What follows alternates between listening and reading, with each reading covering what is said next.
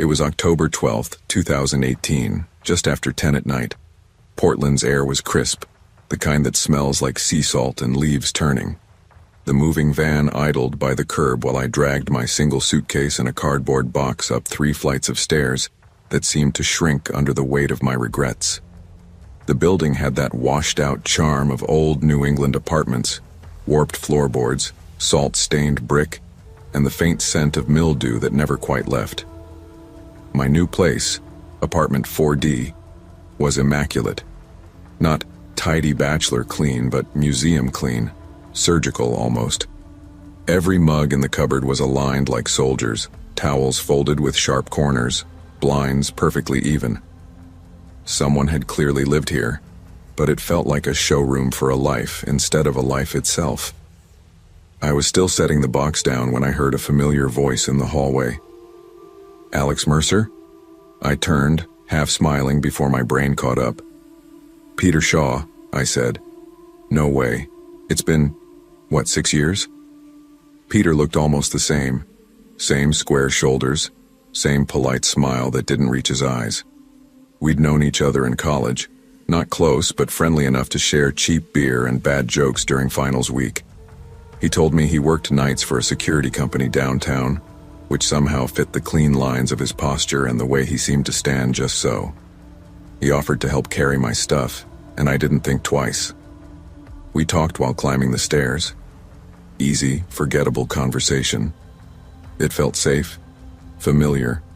When you've spent months rebuilding after someone stalks you, a friendly face feels like a miracle. I'd left Boston behind. Claire and I agreed that I needed a restart after the whole mess. The late-night calls, the shadow outside my window, the note under my windshield that said, "You look best when you're alone." Therapy helped, but the fear never fully left. I learned to triple-check locks, to memorize the rhythm of my own footsteps. Peter and I spent that first evening catching up over pizza. He told me about his shifts, said the hours suited him because nights are cleaner, fewer variables. I didn't think much of it then. He seemed thoughtful, quiet, maybe too quiet. When I finally lay down on the mattress that night, the apartment hummed with stillness, the kind of silence that isn't peace, it's absence.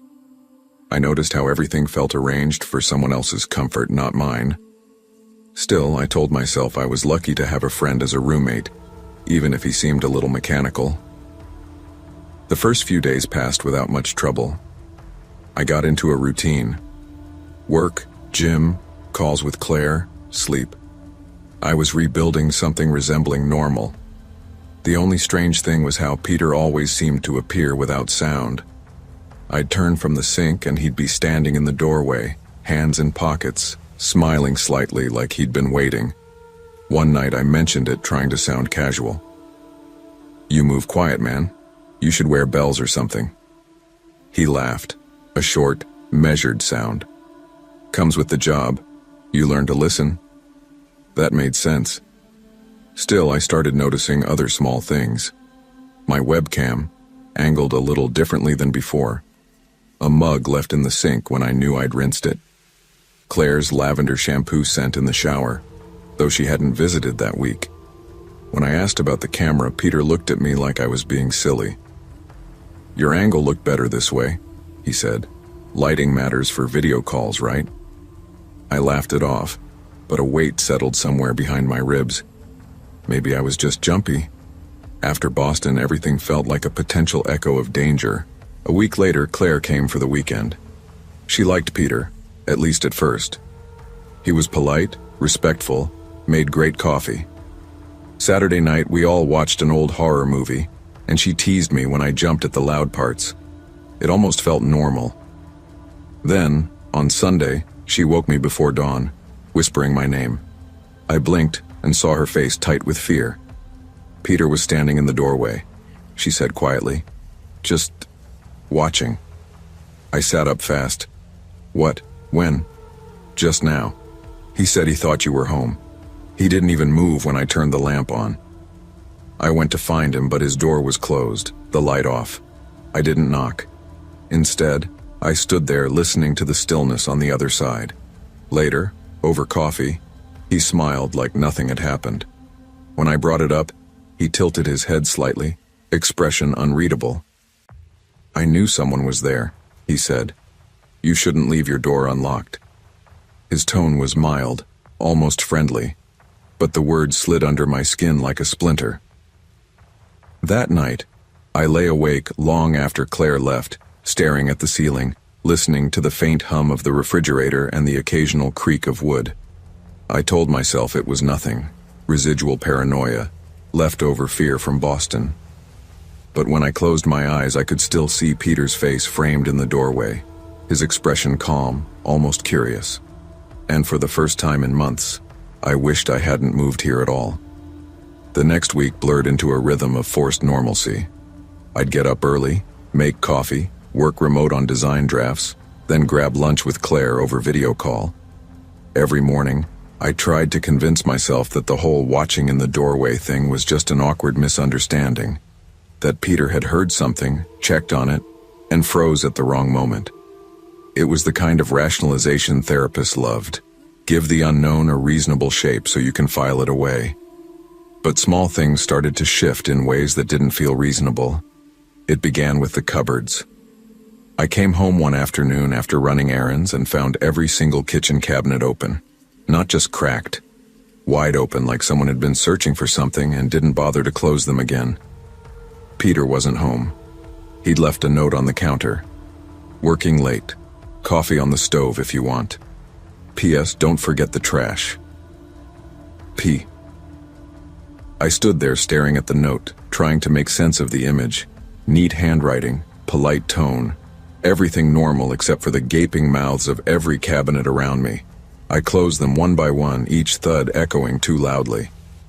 That night, Peter came home around midnight. I'd left a lamp on just to keep the apartment from feeling too dark. He nodded at me as he came in, took off his shoes, lined them perfectly against the wall. I told him about the cupboards. He didn't even blink. "I was reorganizing before work," he said evenly. "I thought you'd appreciate it. The placement was inefficient." Efficient. That word stuck in my brain.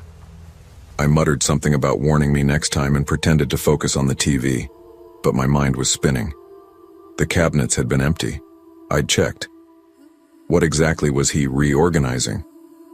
Later that week, I found one of my sketchbooks moved from my desk to the kitchen counter. It was open to a blank page, except it wasn't blank anymore. A single sheet had been torn out and then carefully smoothed back in, as if someone wanted me to notice it missing. I flipped through every page, heart hammering, but found nothing else strange. When I asked Peter about it, he smiled the same way he always did. Patient, deliberate. "You must have misplaced it," he said. "You've been stressed lately, I can tell." There was no malice in his voice, which somehow made it worse. He sounded calm, reassuring. The way people do when they're sure you'll believe them. That weekend, Claire came over again. I told her everything. The cupboards, the sketchbook, the webcam angle. The way Peter's eyes never quite blinked when he listened. She frowned but didn't laugh it off this time. "Alex, that's not normal," she said. "Maybe he's, I don't know, obsessed with order. But the standing in the door thing, that's not okay." "I know," I said, rubbing my temples.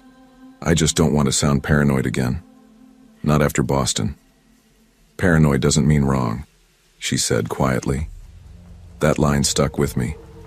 A few nights later, I heard movement around 2 a.m. Soft footsteps, deliberate, like someone pacing the hallway outside my room. I sat up, holding my breath. The steps stopped right outside my door. Then I heard the faint sound of something sliding across wood like a piece of paper being slipped under. I waited until the silence felt unbearable before I got up and turned on the light. There was nothing under the door. Nothing in the hallway either. But as I stepped back inside, I noticed a small object on the floor near my desk. A thin strip of Polaroid film, the image completely dark except for a faint negative curve. No photo, no face, just that ghostly curl. The next morning, Peter was already making coffee. He greeted me with that perfect, neutral tone. "Sleep well?" I lied and said yes. By then I'd already decided I needed to leave. I emailed the landlord that afternoon, telling him I'd be moving out by the end of the week. He didn't ask why. Maybe he already knew better than to ask. That night, as I packed, Peter leaned against my door frame. That same stillness, that same polite smile. "I was starting to get used to you," he said. It should have sounded friendly, but it didn't. It sounded like a door closing behind me. The night before I left, sleep wasn't even an option. My nerves were wired tight, every sound amplified. I lay on the couch instead of my bed, easier to run if I had to. Around 2 a.m., the refrigerator hummed and the pipes groaned like tired lungs. That's when I heard it, the doorknob turning, slow, deliberate, metal brushing metal. Not enough to open it, just testing. I froze. My hand was wrapped around my phone, but I didn't move. I made myself breathe slow, steady, and even pretended to snore. The sound stopped after a few seconds, replaced by silence so thick it felt alive. I didn't sleep after that. I waited for dawn. When the first light cut through the blinds, I packed faster than I ever had in my life. I left a short note for the landlord, something polite, non-committal. Had to move out early, thanks for the lease. I didn't even finish my cereal. The sound of the spoon scraping the bowl felt too loud, like it might wake something I couldn't see. I didn't say goodbye to Peter. His door was closed when I dragged my last box out, and I didn't care whether he heard me leave. Claire met me outside with the moving van. She didn't ask questions. She just saw my face and understood. We drove away with the mattress tied awkwardly on top, the straps creaking with every bump in the road. I watched 18 Mariners Lane shrink in the rearview mirror until it was just a shape against the sky. One more place I'd have to forget. But forgetting isn't easy when fear becomes habit. Even months later, I'd find myself checking locks 3 times, leaving lights on at night. Therapy helped me reframe it. "You experienced trauma again," my therapist said.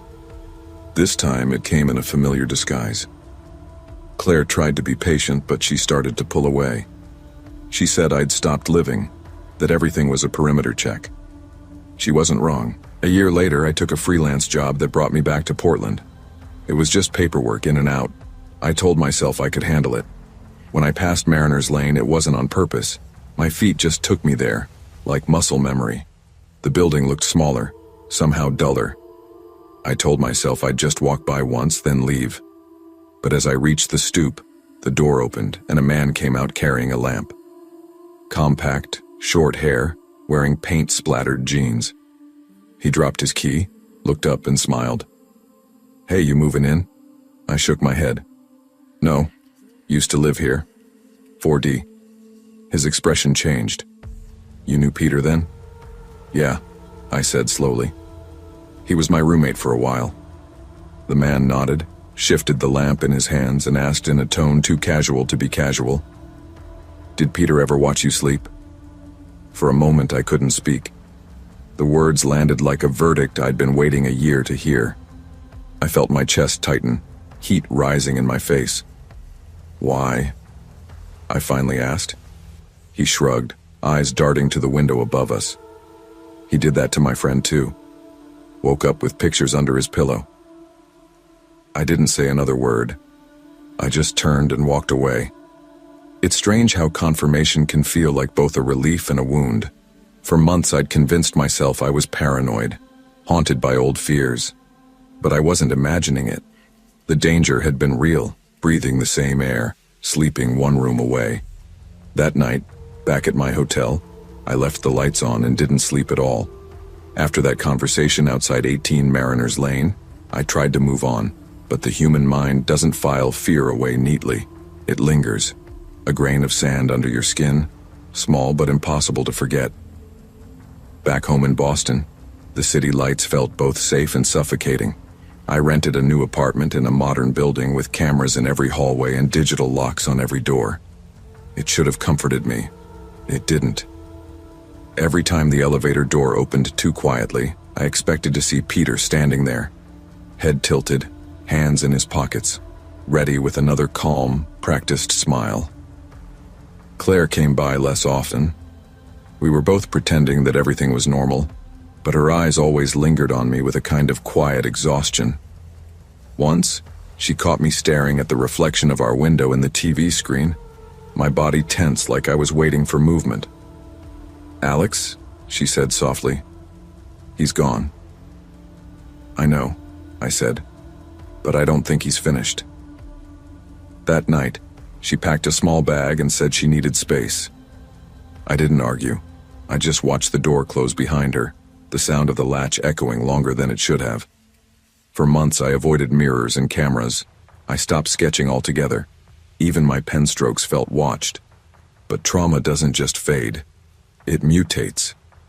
It finds new shapes to wear. One evening, in February, I came home from the grocery store and found a package waiting at my door. No return label, just my name in that precise, uniform handwriting I'd learned to fear. My pulse stuttered. I took it inside, locked the door, and stared at it for a long time before opening it. Inside was a Polaroid film strip, just like the one I'd found in Eastport, and a single note folded 3 times. "You moved again. I liked the view. P." I don't remember dropping the note, but I remember the sound, a soft flutter as it hit the floor. I called the police. They sent an officer who looked sympathetic but non-committal. "Could be a prank," he said. "Anything else to go on?"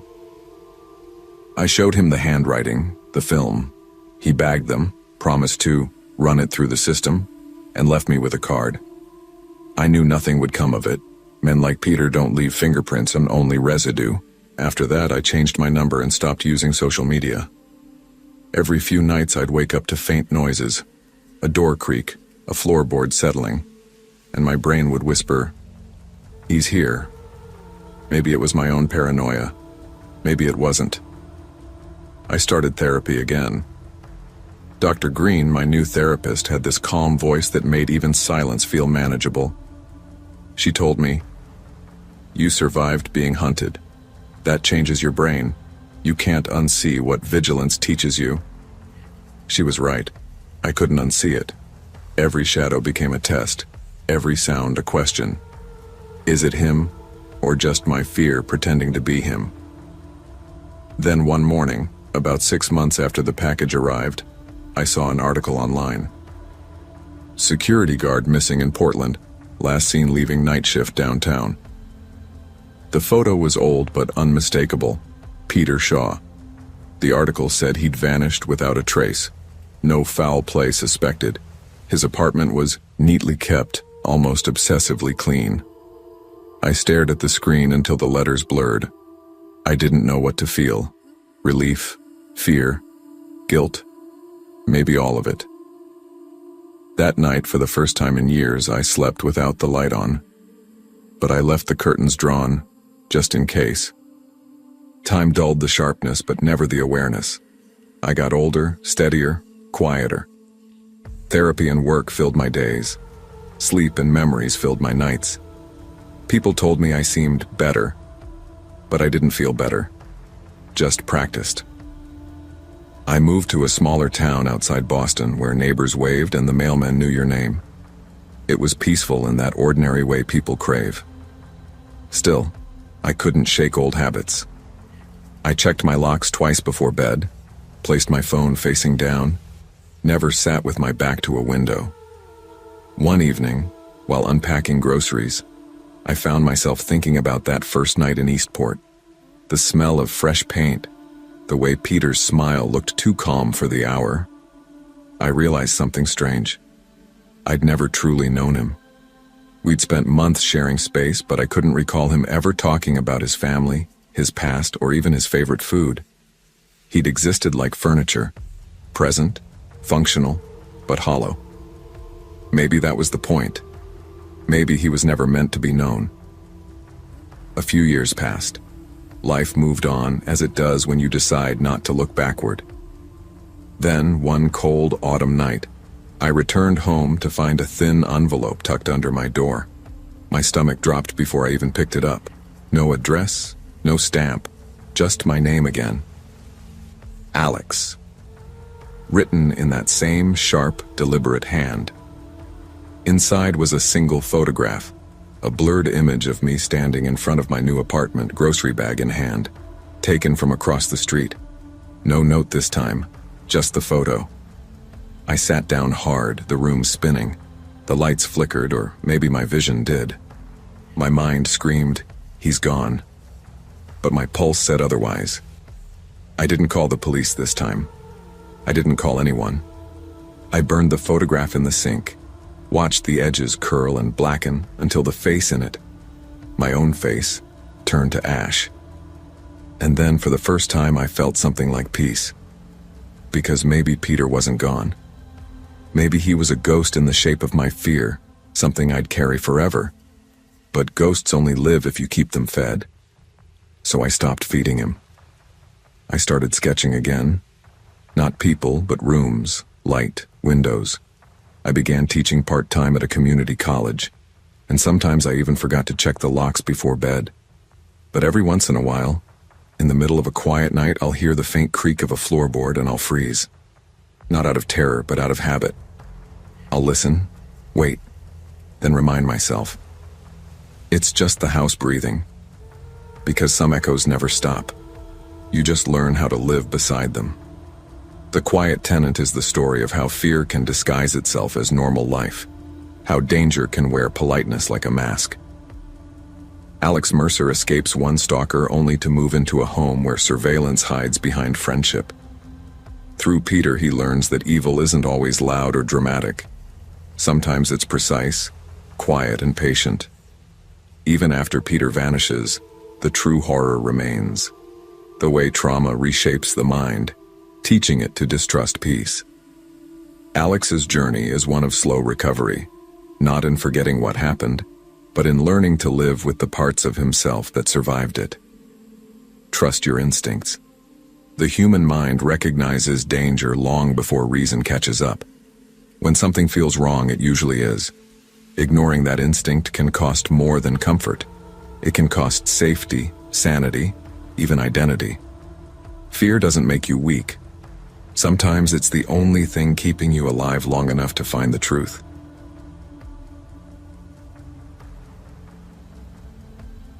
The first real snow of January 2017 had a way of muting everything in Brooklyn. Even the elevated trains outside 39 Powers Street sounded softer, like the city was exhaling. I was 23, working the closing shift at Millie's Diner, the kind of job where you smell like coffee and bacon grease no matter how many times you wash your apron. I lived with Jordan, an art student who painted all night and smelled like turpentine and cheap espresso. We weren't in love exactly, but we were both trying to climb out of the same pit: debt, bad breakups, and the need to prove to ourselves that Brooklyn meant adulthood. That night I was wiping down the counter when my phone buzzed. It was a number I hadn't saved, but I knew it. I could feel it before I even read the name. Derek Lang. The guy who once took a punch for me in high school, who used to turn dull parties into chaos. We hadn't talked in 2 years, not since his last bar fight in Queens. Outside, through the fogged glass, I saw him, standing in the snow like a ghost. His eyes were red, his coat too thin. "Evan?" he said, his voice cracking. "You still in the city, man?" I don't know what made me step outside. Guilt, maybe. Nostalgia, definitely. He looked like someone who'd run out of places to go. "You can crash for a few nights?" I said. He grinned, teeth chattering. "Few nights? You'll regret that." I laughed because that's what we used to do, laugh off the mess. For the first 2 days it was easy. Derek cooked spaghetti and told wild stories. Jordan tolerated him with tight smiles. It almost felt like college again. Except I wasn't 20 anymore and I didn't find chaos charming. By the end of the week, the bottles started showing up. Derek's laugh grew louder, and he talked too fast, like his words were trying to outrun something. Jordan started locking her door.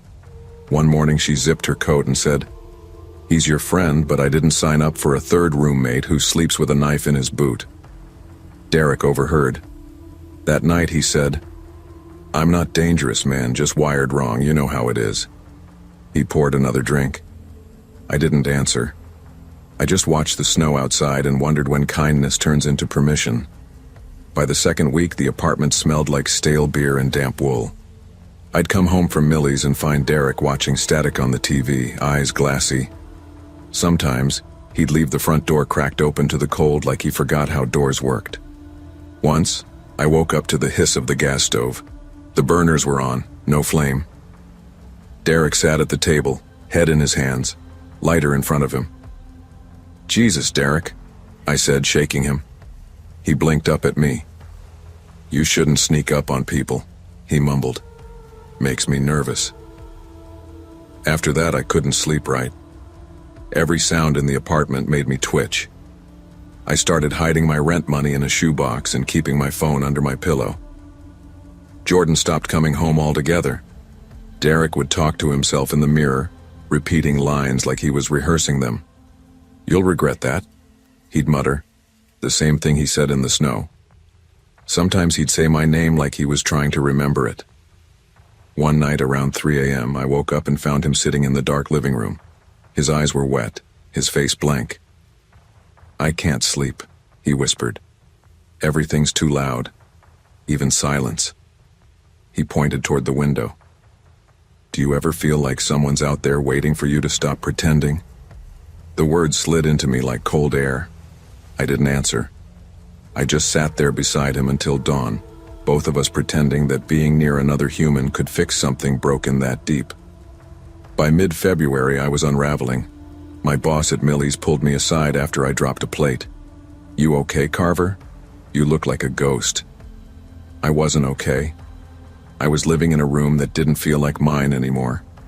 Jordan gave me an ultimatum. Either he's gone or I am. That night I found Derek in the kitchen pouring whiskey into a coffee mug. "We need to talk," I said. He looked up. "Always a bad start." "You've got to leave, man." "Where? You think I've got somewhere else to go?" "You left the gas on, Derek. You scared Jordan." He laughed, sharp and mean. Jordan doesn't know what scared is. Something inside me snapped. "This isn't high school anymore. I can't fix you." He froze, eyes narrowing. For a second he looked hurt. Then something darker flickered there. Understanding, maybe. "I just needed somewhere to breathe, man," he said softly. "You were supposed to be my friend." "I am," I said, stepping back. "But I need sleep. We'll figure something out tomorrow." "Tomorrow," he repeated. I went to bed with my heart pounding, afraid of what he might do, and more afraid of what I might. At 4 a.m., I woke to the sound of something crashing. Not glass. Wood. The front door frame was splintered when I stumbled out. The cold air bit my skin. Derek was gone. I called his name. Nothing. Just snowflakes blowing in through the open doorway. By morning, Jordan was back. The apartment was wrecked. Couch slashed, my guitar broken in half, our sketchbooks scattered. On the counter sat a note written in Derek's shaky hand. "You were right to be afraid. I finally stopped pretending." The cops took the note and told me not to expect much. 2 weeks later, they found him near the East River, dehydrated and raving about voices. They admitted him for observation. When I visited, he didn't recognize me. His eyes followed something over my shoulder, and he smiled faintly, like someone watching a movie only he could see. I left the hospital and walked until my legs ached. When I got home, Jordan was packing. We didn't fight about it. Some silences are just acceptance. We moved out a week later. Months passed. I got a new apartment in Queens. Smaller, cleaner, quieter. I kept telling myself I was fine. But I still double-locked doors, still woke up at small noises. One humid June night, I took a long walk after closing the diner. Out of habit, I passed 39 Powers Street. The building looked the same, cracked paint, flickering hallway light. I almost smiled, thinking how far I'd come. Then I saw it. Up on the 3rd floor, behind the curtains of our old window, there was a shape. Still. Tall. Watching. I blinked, and it was gone. Maybe reflection, maybe not. I stood there for a long time, watching the empty window. Snow had been replaced by warm rain, but I felt the same chill.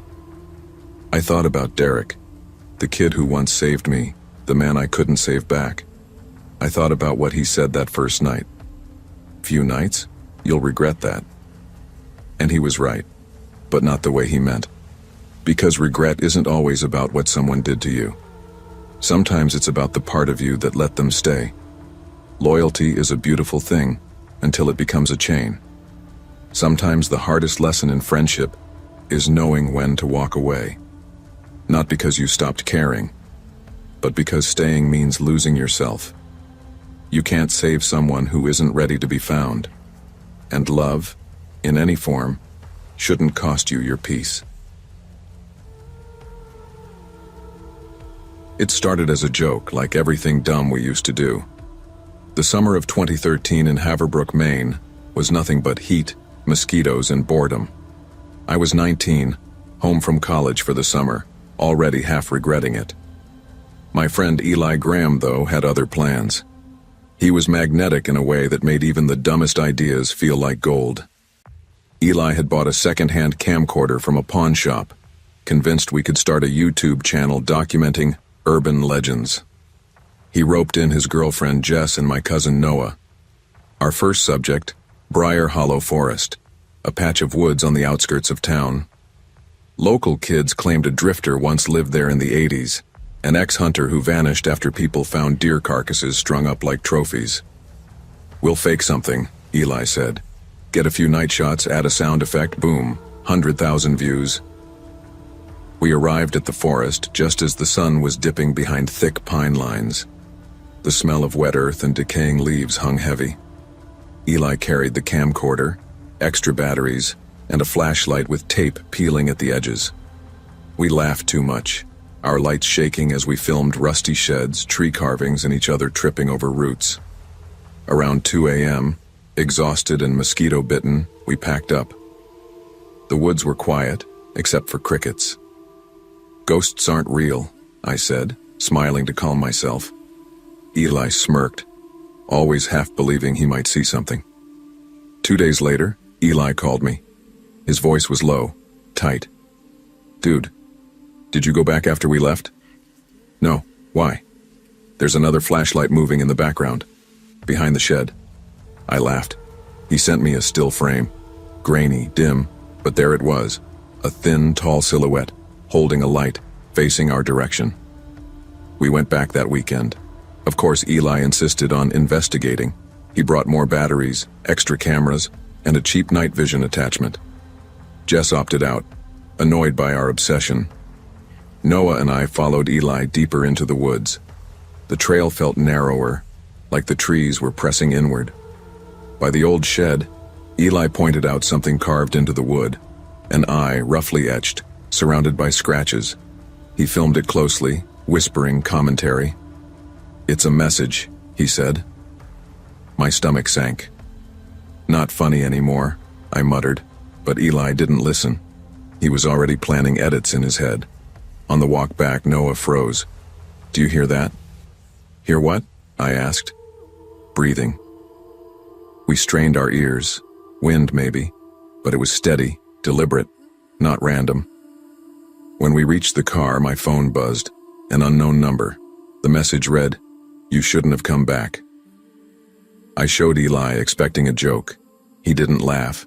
He just stared at the woods like he was waiting for someone to step out. That night, he uploaded the footage anyway.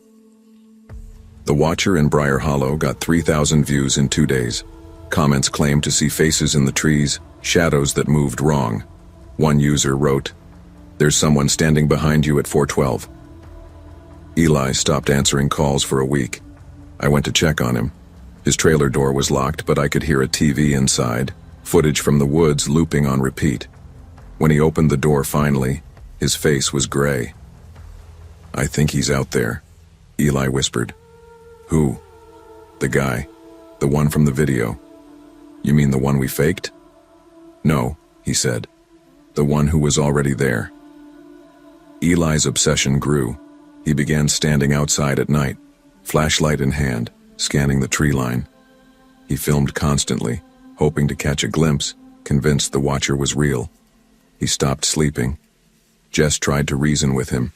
He yelled at her, "You brought it home." She left 2 days later. I stayed with him, trying to reason, to calm him.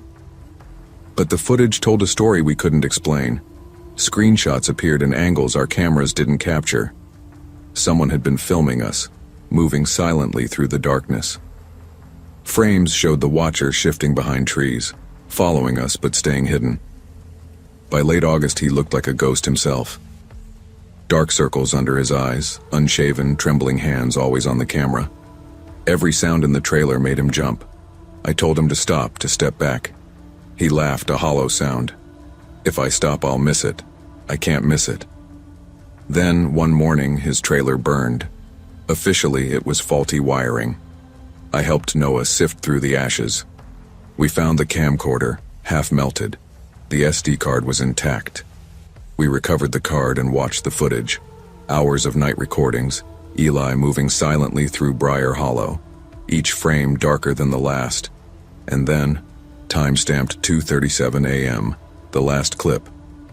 Eli walked forward, camera facing his own face. "If you're watching this," he said, voice low, "it's real. It doesn't like being watched, but it wants you to see." He turned the camera around. Between two trees, the figure appeared. Tall, stooped, almost human but wrong, shadows bent at odd angles. It mimicked him slightly, like a twisted reflection. The camera dropped. Static. Police investigated but found no footprints, no signs of struggle. They dismissed it as tampering. A year later, fires appeared around Briar Hollow. Hikers reported seeing a tall figure in the smoke. Townsfolk joked about Eli's ghost. I moved away, deleted our videos, blocked anyone who brought it up. Last winter, I received an email from an unknown sender. No message, just a single file. A photo taken from inside my apartment window. I was sitting at my desk, editing. Behind me, reflected in the glass, something tall, out of focus.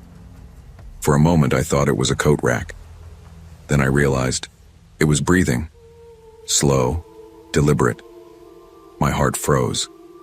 I've learned since then that some curiosity has consequences. The joke, the video, the hunt. It all seemed harmless at the time.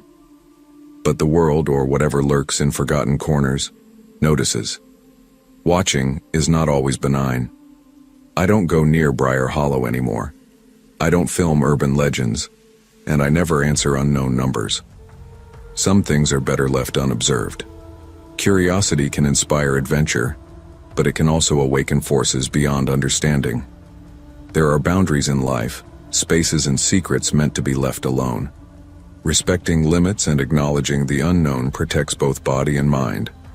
Sometimes the consequences of observation outweigh the thrill of discovery.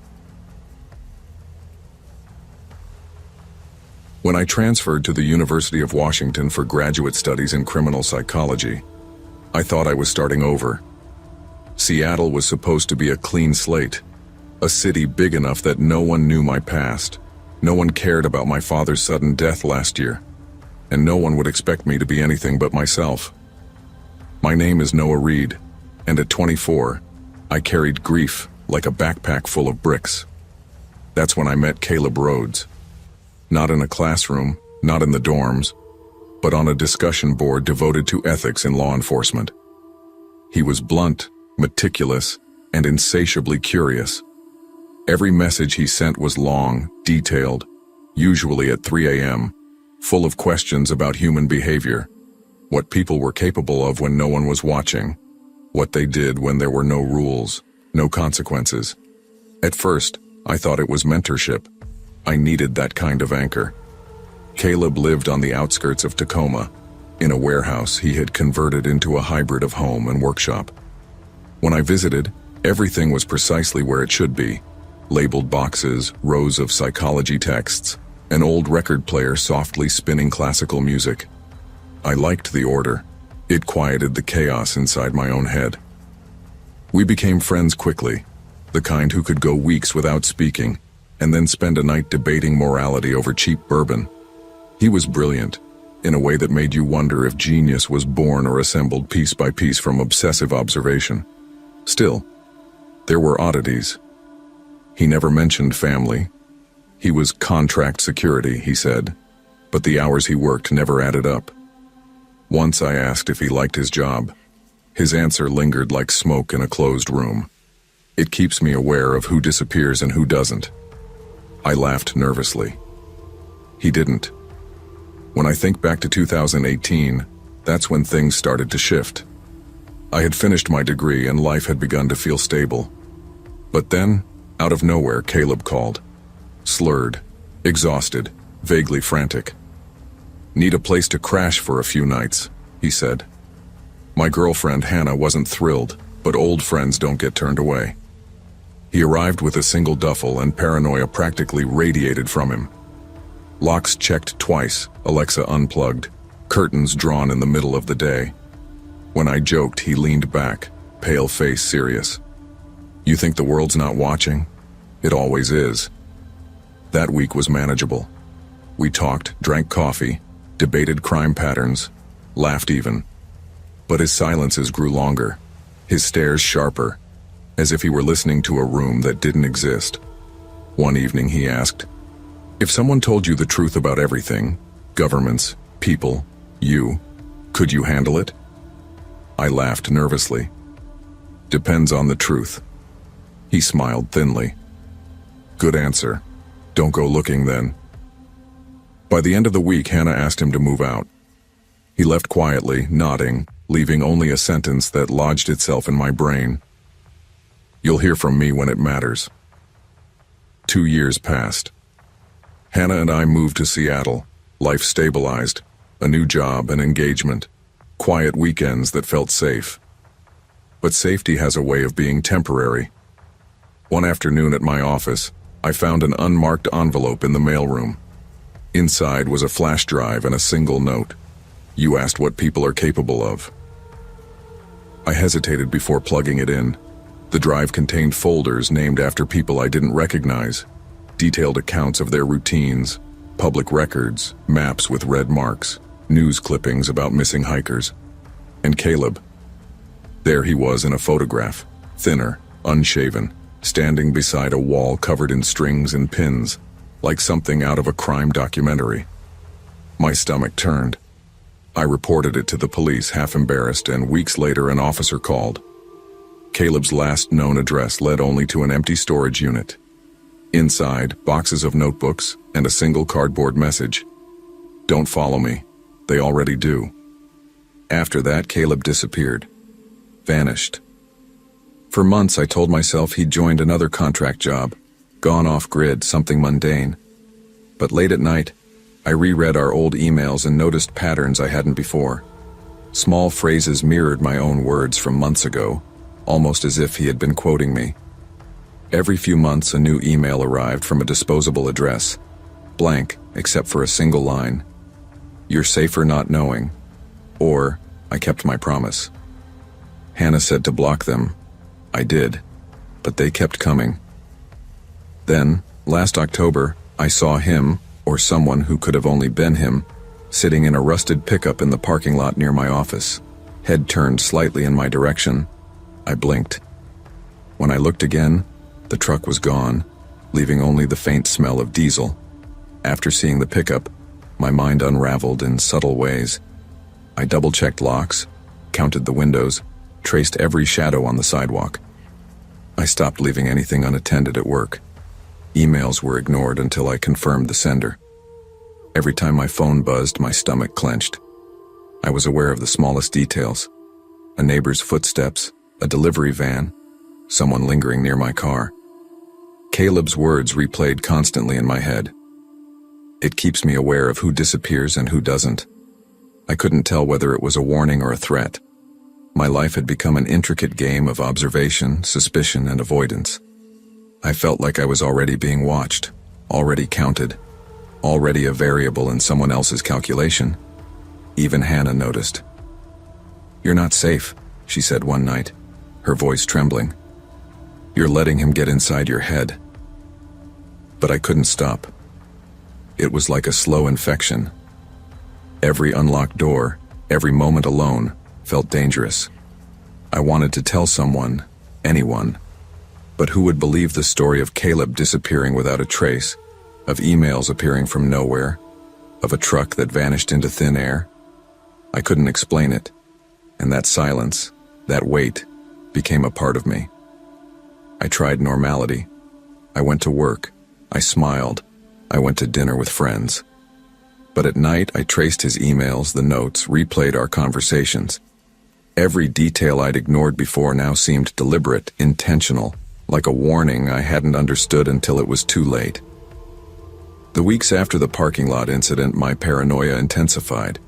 I started carrying my phone in my hand, checking reflections in windows, glancing over my shoulder constantly. One evening, I walked past a cafe and froze. There he was, standing across the street, hands shoved into his jacket, face partially hidden by a hood. He didn't move. He didn't wave. He just watched. My pulse skyrocketed. I turned quickly, crossed the street, and didn't look back until I was safely inside my apartment. Caleb had a way of appearing without being noticed, of making himself present while staying invisible. It wasn't just physical, it was psychological. The way he'd ingrained himself into my thinking, predicting my reactions, guiding my behavior without direct interaction. The weight of silence was heavier than any confrontation. It made me doubt everything I knew, question every decision. Even friends at work noticed I was different. Hannah tried to pull me out of the spiral, but the moment I let my guard down, I felt exposed, vulnerable. Every blank email, every quiet moment, every truck or figure on the street reminded me that my life wasn't entirely mine. It's been years now. Caleb hasn't directly harmed me, at least not physically, but the influence lingers. I carry it like a shadow, a reminder of how fragile perception can be, how quickly control slips when someone else knows the rules you don't. I've learned to live with it. I've installed security cameras, changed routines, kept meticulous records. And yet, part of me wonders, have I already crossed the threshold, halfway gone into a world I can't unsee? Knowledge and awareness are double-edged.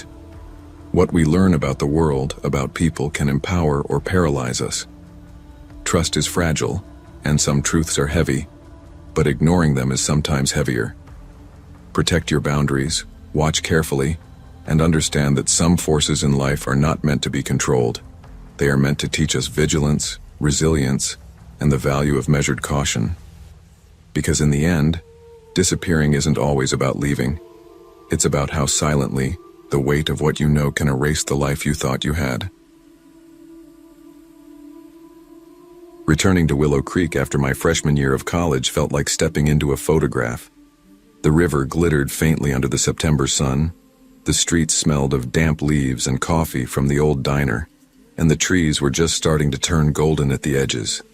It was familiar, comforting, and somehow smaller than I remembered, as if my absence had compressed the town in my imagination. I had left as Clara Jensen, eager, ambitious, full of plans that didn't include small-town rhythms or teenage memories. Coming back, I was still Clara, but now tempered by lectures, dorm life, and a growing sense of the world's complexity. Reconnecting with Brinley Knox felt inevitable. She had been my best friend since middle school, the only person who could match my restless energy. Brinley greeted me outside the diner, wind tugging at her wild hair. She smiled, that reckless, open grin, and suddenly, I was 16 again, racing our bikes down the riverbank, daring each other to jump into the cold water. "You made it," she said, eyes bright. "You didn't forget me after all those emails." "Never," I replied, laughing. I might have forgotten the town, though. We spent hours walking, talking, filling in the blanks of a year apart. Brinley was magnetic, still fearless, always pushing boundaries. She was exactly as I remembered, except, as the weeks passed, I noticed subtle changes. She was quieter when Logan Vance was around. Logan was different. Older, self-assured, controlled in a way that made him almost magnetic too. But there was something under the surface, flashes of anger, hints of possessiveness. "He's protective," Brinley said one afternoon, tossing her hair over her shoulder with a laugh. "He just cares too much sometimes." I frowned. "Careful. That's not the same as control." Brinley waved me off, smiling. "You don't get it. He's perfect for me." Her defiance, once fierce, became quieter, her spark muted. Arguments became careful negotiations, laughter was measured, and the Brinley I had known, the one who would yell at an injustice, jump into a fray without thinking, was slowly retreating behind Logan's shadow. By the end of 2014, Brinley had settled into Logan's orbit. I was in grad school, and our conversations were occasional texts, phone calls when I had time. She always seemed cheerful on the surface, but something beneath her words carried tension, hesitation, and an edge I couldn't define from afar. It wasn't until late summer 2016 that I got the message that sent me back home in a rush. Something happened. I tried to fix it.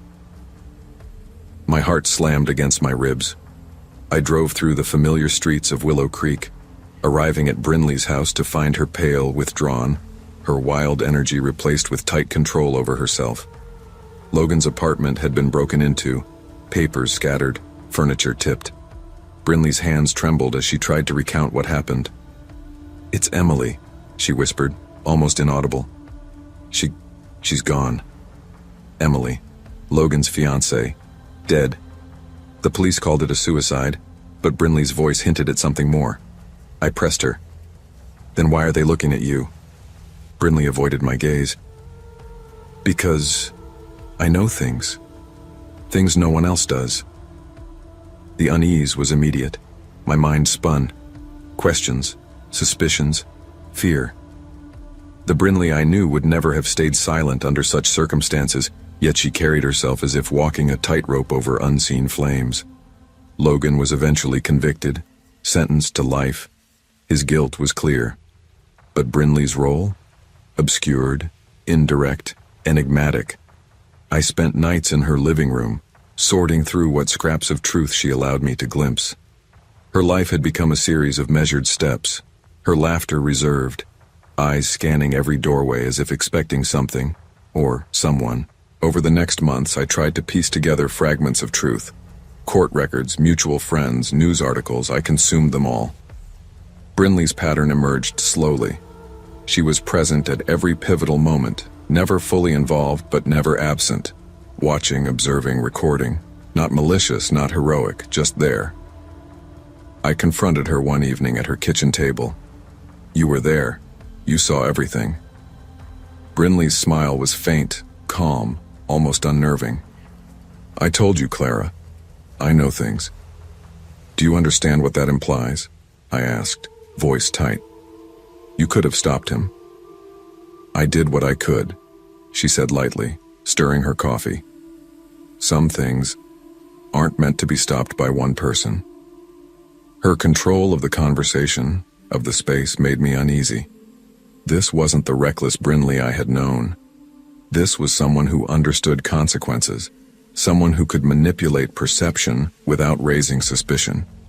She wasn't Logan, but she had learned to wield influence quietly, subtly. Every call, every message, every interaction carried weight.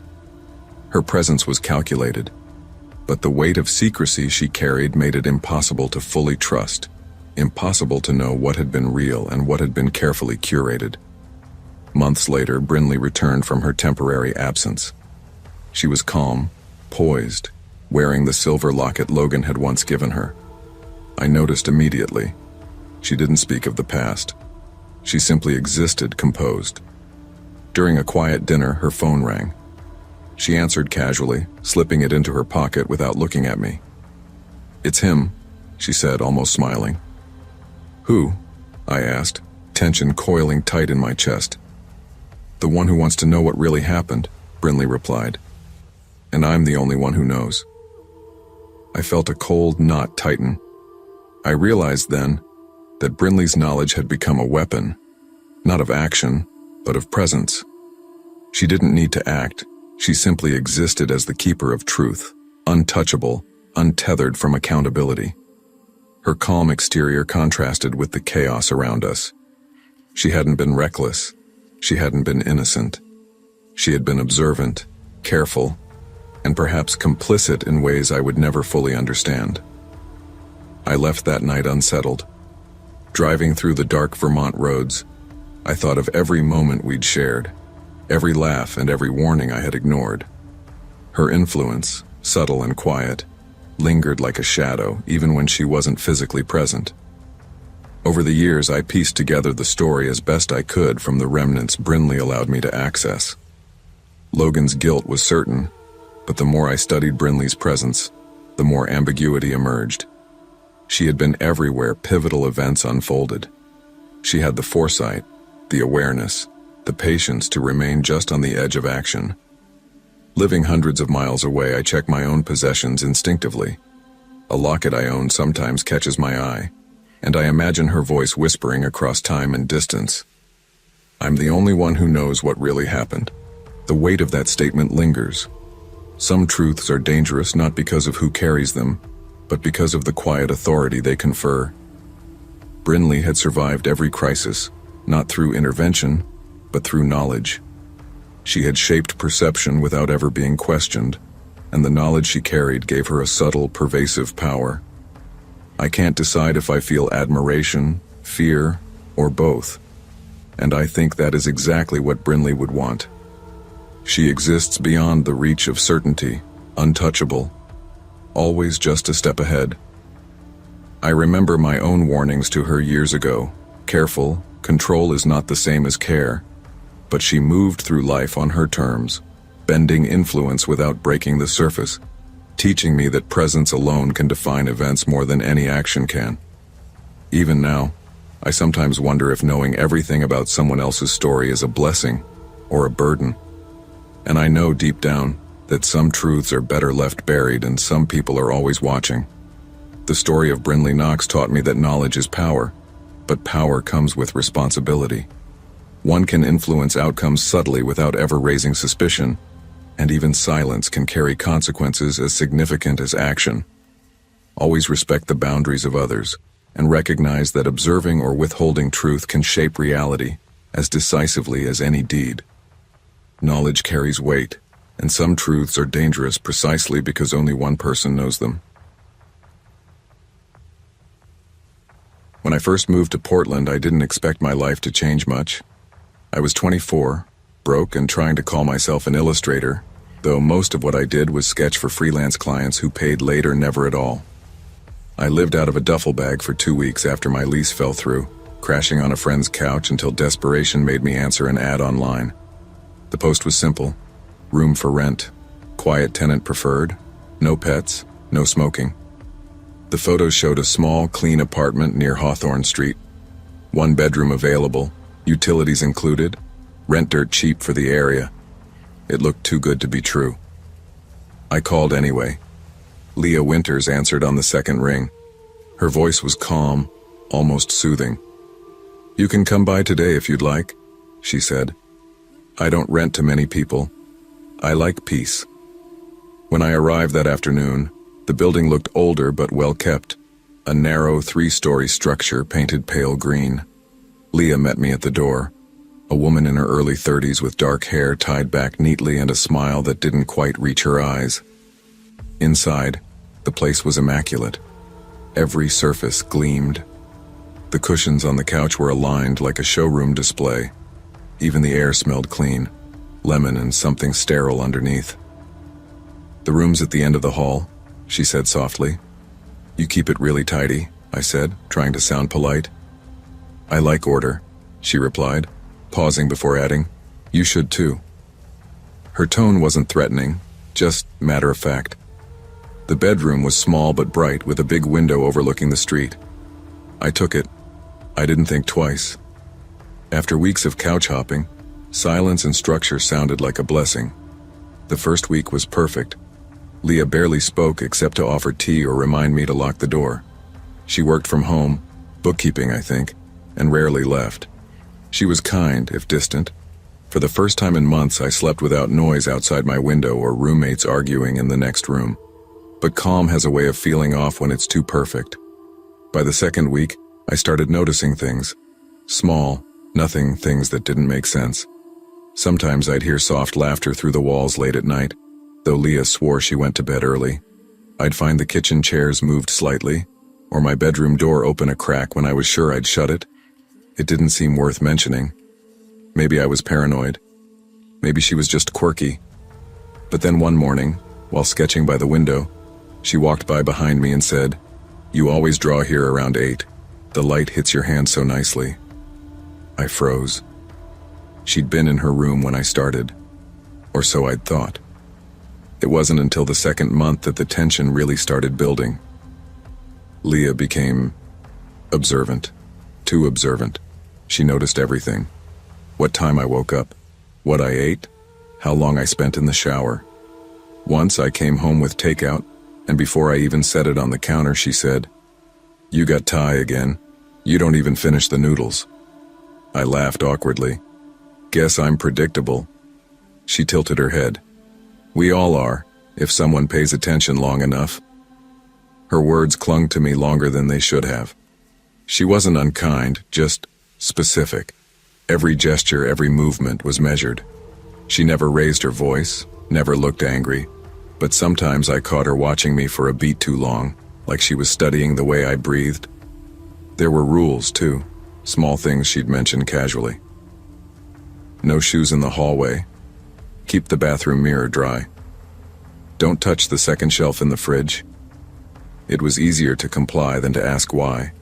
Still, I couldn't shake the feeling that she'd rearranged my belongings when I wasn't around. My sketchbook was sometimes turned a different way. My pencils weren't exactly where I'd left them. Once, my wallet was open on the desk. Nothing missing, just open. When I asked her about it, she smiled faintly. "You must be imagining things, Elliot. You're forgetful when you don't sleep." She wasn't wrong. I was sleeping less. The late-night noises kept me up, the muffled giggles, faint footsteps pacing the hall. When I checked, Leah's door was always shut, the light under it off. One night I knocked. No answer. But I could hear breathing, slow and deliberate, right on the other side. That's when I started locking my door. By early April, I was thinking seriously about moving out. I couldn't relax in that apartment anymore. Every sound felt intentional, every quiet moment too controlled. Leah, on the other hand, seemed brighter, more talkative. She asked about my drawings, about my parents, about ex-girlfriends. I gave short answers, hoping politeness would keep the peace. Then, one Friday, she poured us both wine. She said she wanted to celebrate new beginnings. I wasn't sure what she meant, but I drank out of courtesy. Halfway through the glass, her tone shifted. "You're a good roommate," she said. "Better than the last one." "You had another tenant?" She laughed, low and uneven. "For a little while, but he didn't listen." "To what?" "Rules." She set her glass down too hard, spilling a few drops on the counter. She stared at them like she'd committed a crime. "It's ugly when things stain," she whispered. That night, I woke to the sound of something scraping across the floor. I reached for my phone, turned on the flashlight, and opened the door. There was a kitchen knife lying on the carpet outside my room. I picked it up carefully, my heart pounding. Then Leah appeared in the hallway, her face half lit. "You left the light on," she said softly. What is this?" She smiled, serene. "Just thought I'd help." Then she turned and disappeared into her room, closing the door behind her. I didn't sleep again that night. By sunrise, I was done. I shoved everything I owned into 2 bags and waited until I heard her shower running before dragging them to the door. I didn't say goodbye. I didn't even lock up.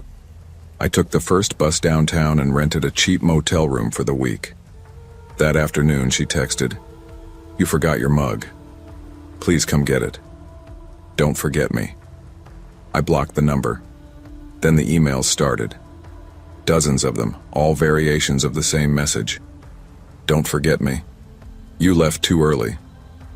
You ruined it. The last one read, You'll see me again when you sleep. I never replied. 2 months later, I moved into a new apartment across town. No roommates, no shared spaces. I tried to forget, but sometimes at night I'd catch myself double-checking locks or glancing at the corners of the room, expecting to see her standing there, smiling that too soft smile. Once I thought I heard laughter through the vent. I told myself it was the neighbor's TV. It's been years since I left Hawthorne Street. I'm 30 now. I have a stable job designing posters for local bands, a few friends, a small apartment that's never perfectly clean.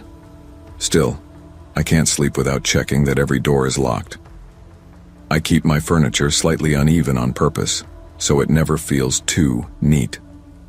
Last month, I got a letter. No return address.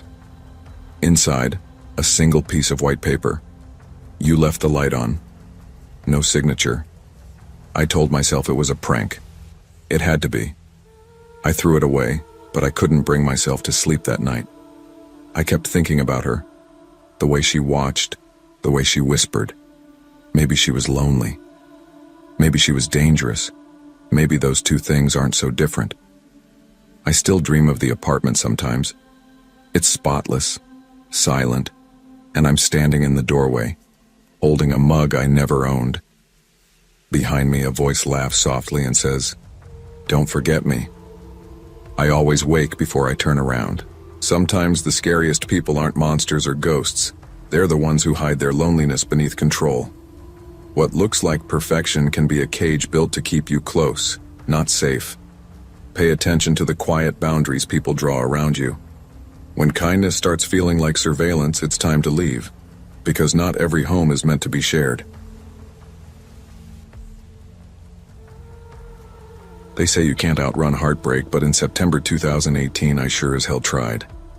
After my breakup with Jenna, 3 years of love, arguments, and one spectacular collapse, I packed what little I owned into my Honda and drove west to Portland. The plan was simple. New city, new apartment, new version of me. The sublet ad looked decent enough. Downtown studio, shared kitchen, affordable rent. That last part hooked me. When I arrived at the building on 9th Street, I found a narrow brick structure that leaned slightly as if tired of holding itself up. The hallways smelled of old coffee and bleach. My roommate, Victor Harlan, greeted me with a smile that didn't quite reach his eyes. He was tall, lean, and unnervingly still, like someone perpetually listening to an inner voice. Ethan Caldwell, he said, extending a hand. His voice was smooth, deliberate. Yeah. Thanks for letting me take the room. He nodded once. You'll find it quiet here. I like quiet. His room was at the far end of the apartment, mine just off the living area. Everything looked freshly cleaned, though in a way that felt almost sterile. He told me he worked night security at a corporate office nearby. That suited me fine. My cafe job kept me out late too. The first week was peaceful. We crossed paths only in passing, him leaving when I came home, me leaving when he returned. I figured that was ideal roommate chemistry, until the noises started. It began one night around 3 in the morning. I woke to the front door clicking open, followed by a heavy dragging sound across the floor, then running water. At first, I thought he'd brought home a big bag of something, maybe cleaning supplies, maybe groceries. But when it happened again, night after night, the sound became harder to rationalize. Working late again? I asked him one morning as he poured coffee, perfectly calm. He murmured. Always something to clean up. He didn't elaborate. By week 3, I noticed smaller things.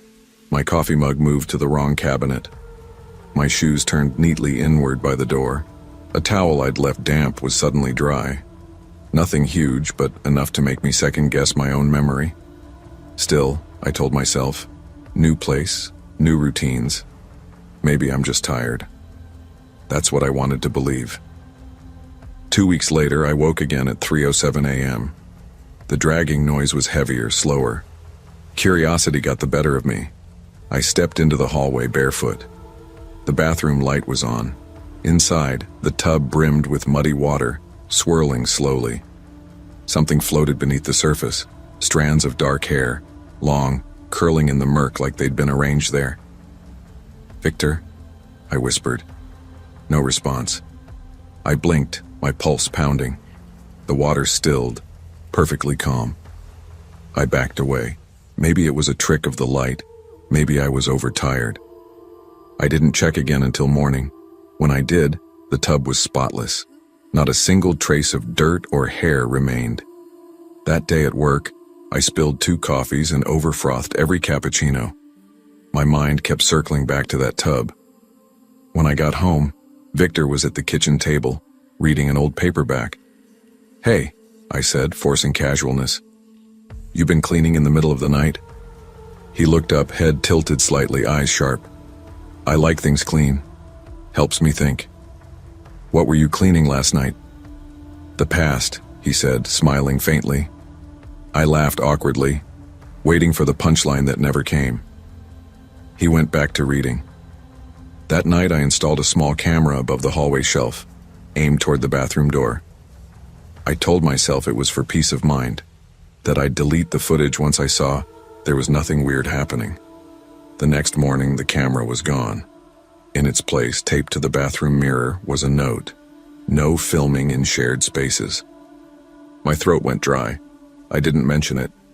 Instead, I started staying late at the cafe, mopping floors until sunrise.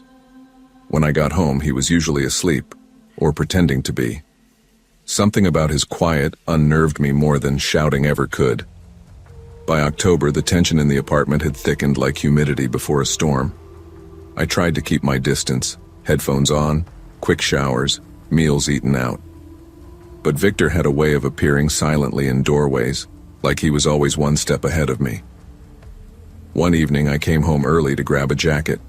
The front door was unlocked. Every cupboard hung open, drawers ajar, like someone had searched for something. Victor stood in the kitchen, staring into the empty sink. "You lose something?" I asked. He turned slowly. "I was starting to get used to you, Ethan." My stomach tightened. "Okay, that's good, right?" He smiled. Not wide, not warm, just precise, controlled. "I like when people stay." That night I couldn't sleep. Every sound made me jolt, the creak of the pipes, the wind against the glass. Around 2 a.m., the doorknob to my room rattled, once, twice, then stopped. The next morning, I told him I was thinking of moving out. He nodded without surprise. "People leave. It's in their nature." "I'll be gone by Friday," I said. "Take your time," he murmured. "No rush." When I came home that night, all the lights were on, humming softly. The hallway smelled faintly of bleach. My phone buzzed, a text from an unknown number. "You shouldn't have filmed me." I deleted it, packed faster. I left before sunrise. I loaded my car in silence, heart hammering. Inside, the apartment looked exactly as it had when I moved in. Clean, neutral, impersonal. Only the bathroom door was closed. I didn't check it. I didn't need to. As I turned the key in the lock, it stuck for a moment like something resisting from the inside. Then it clicked free. I drove east, not stopping until I hit the Columbia River. I found a temporary place with friends in Salem. The first week, I jumped at every creek in the house. The second, I started to sleep again. By the third, Portland felt like a bad dream. Then the call came. A detective named Rains left a message. "Mr. Caldwell, this is regarding your former residence on 9th Street. We'd like to ask a few questions." My chest tightened. I called back. He told me they'd raided the apartment. The tenant, Victor Harlan, was gone. "Disappeared," he said, "but we found something beneath the bathtub." He didn't elaborate, but later I saw the article online. Police discover hidden cash in abandoned apartment. Photographs of personal belongings, hair samples, dozens of candid photos, most of me sleeping. The article ended with a single chilling detail. Records indicate apartment 4B had been vacant for 3 years due to ongoing maintenance issues. I dropped my phone. My hands wouldn't stop shaking. Who had I been living with? It's been 5 years since Portland. I still avoid second-floor bathrooms and late-night noises. Therapy helped some, but there are nights when I wake up at 3:07 a.m. sharp, certain someone's at the door. Sometimes I dream of that apartment. The sterile walls, the quiet hum of the fridge, Victor's careful movements. I wonder if any of it could have gone differently. If I'd called the cops sooner. If I'd trusted my gut instead of politeness. People think fear comes from the unknown. I learned it often comes from what's too familiar. From the man who shares your kitchen, who folds your towel, who smiles just enough. When I moved out of Oregon, I changed my number, my hair, even the way I sign my name. But no matter where I live, I always double-lock the doors. And sometimes when I catch my reflection in the mirror, I half expect to see him behind me. Head tilted, listening, patient. Trust is a powerful thing. Easy to give, almost impossible to reclaim. We often mistake politeness for safety, silence for peace. But true security comes from listening to the small alarms inside us, the gut feelings we brush off to avoid seeming paranoid. I remember the first time I stepped onto the campus of Lincoln State University, like it was a photograph pinned to my memory. Vermont in early September smelled like wet leaves and wood smoke, and the crisp air made my lungs feel awake for the first time in months. I had been ambitious, determined, and cautiously independent, especially after the past year had forced me to rely too heavily on other people. Moving into my dorm, I had my routines. Unpack, organize, get familiar with the campus paths. I liked knowing my surroundings, having control over small things, where I put my books, the way I made my coffee, the timing of my walks. Independence mattered more than popularity. I had friends, yes, but I had learned to measure trust carefully. Then I met Seth. It was the second week of classes. I was struggling to carry 2 stacks of books back from the library when he appeared. A tall figure with an easy smile and sharp eyes that seemed to notice the smallest detail. "Need a hand?" he asked casually, stepping forward. I hesitated. He was charming, confident, but there was something subtle, magnetic in the way he moved. Thanks," I said, handing him one of the stacks. He carried them effortlessly. "I'm Seth," he said, flashing a smile that seemed harmless at first. "I'm a senior. And you are?" "Laya," I replied, trying to match his calm demeanor. By the end of that first day, he had already memorized my schedule.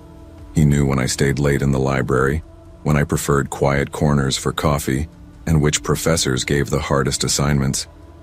At first, it felt like friendship, helpful, considerate, supportive.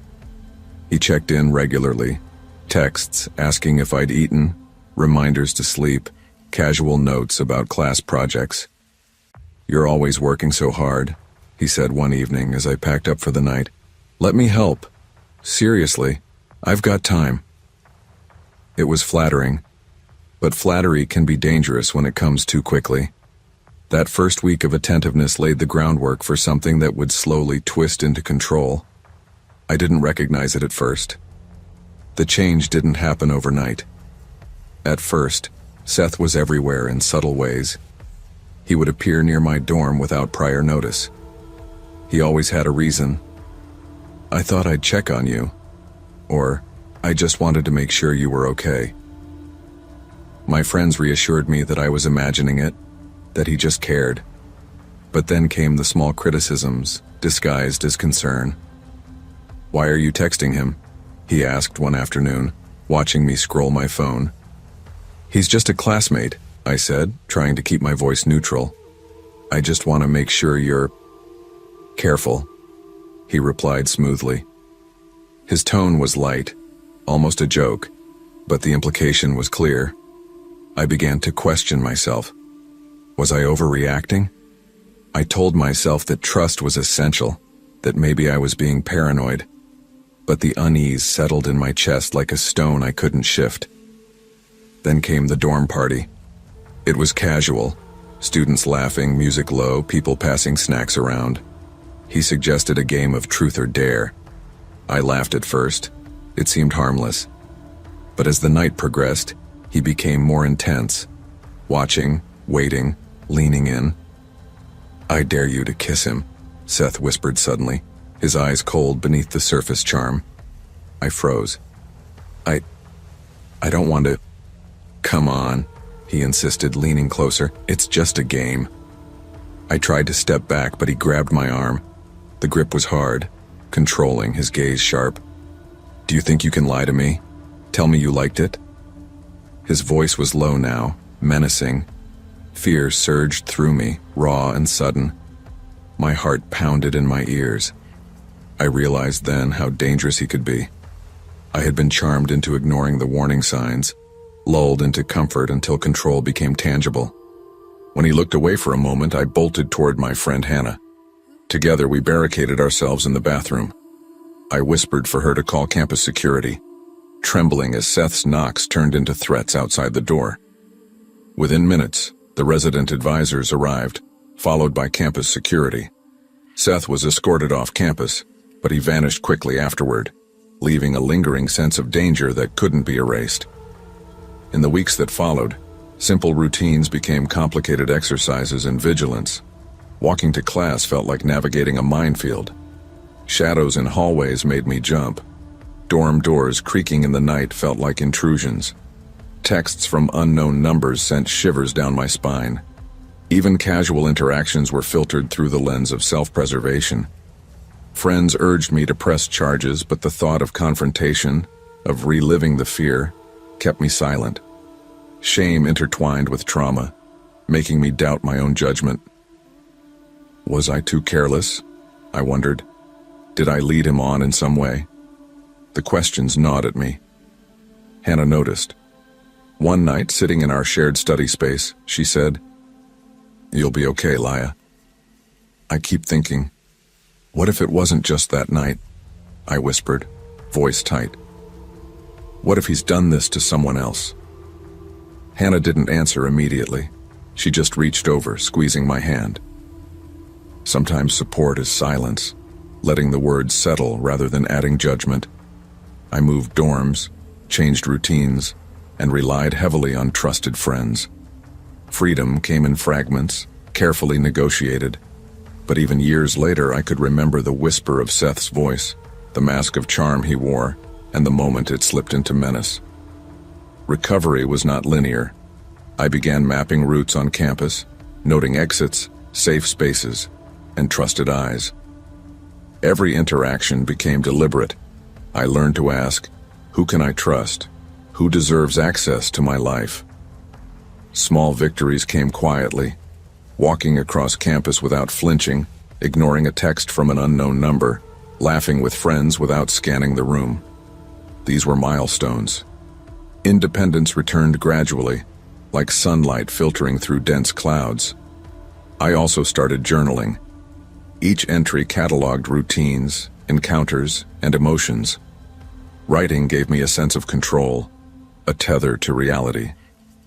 The trauma had left a permanent mark, but by documenting it, I gained power over its influence. I met people slowly, selectively, testing boundaries before allowing closeness. Relationships became structured, with trust earned rather than freely given. I no longer assumed kindness equaled safety. By the end of October 2017, I had shifted into a quieter dorm with a small circle of friends. My routines were fortified. I walked paths carefully, aware of my surroundings but no longer paralyzed by fear. Even now, I sometimes feel the echo of that night. The tension, the mask slipping, the power imbalance. But it doesn't control me anymore. I learned that survival often requires cautious vigilance, that charm can hide danger, and that freedom is worth asserting firmly, even when it means stepping away from people who seem to care. I whisper to myself during quiet moments. Evil doesn't always roar. Sometimes it whispers, smiles, and waits for you to lower your guard. But recognizing it, asserting boundaries, and prioritizing safety, can reclaim the space it seeks to claim. True strength lies in recognizing manipulation before it takes root, setting firm boundaries, and having the courage to reclaim personal space and autonomy, even when fear or charm tries to convince you otherwise.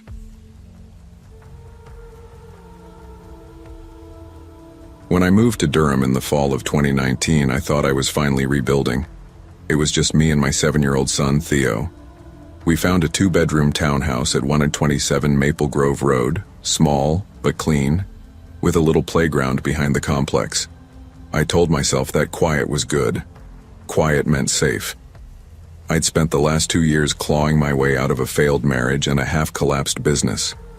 My ex-wife Jenna had left for someone steadier, a doctor in Raleigh.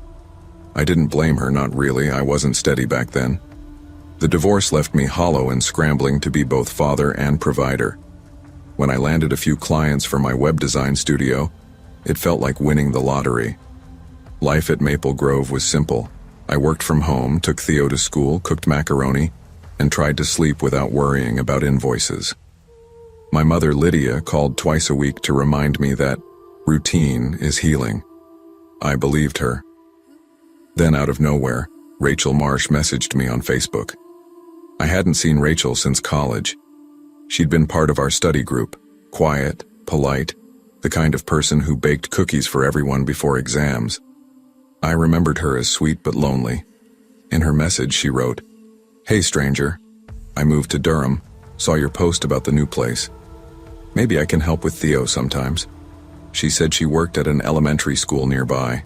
She knew how hard single parenting was, how tired I probably felt.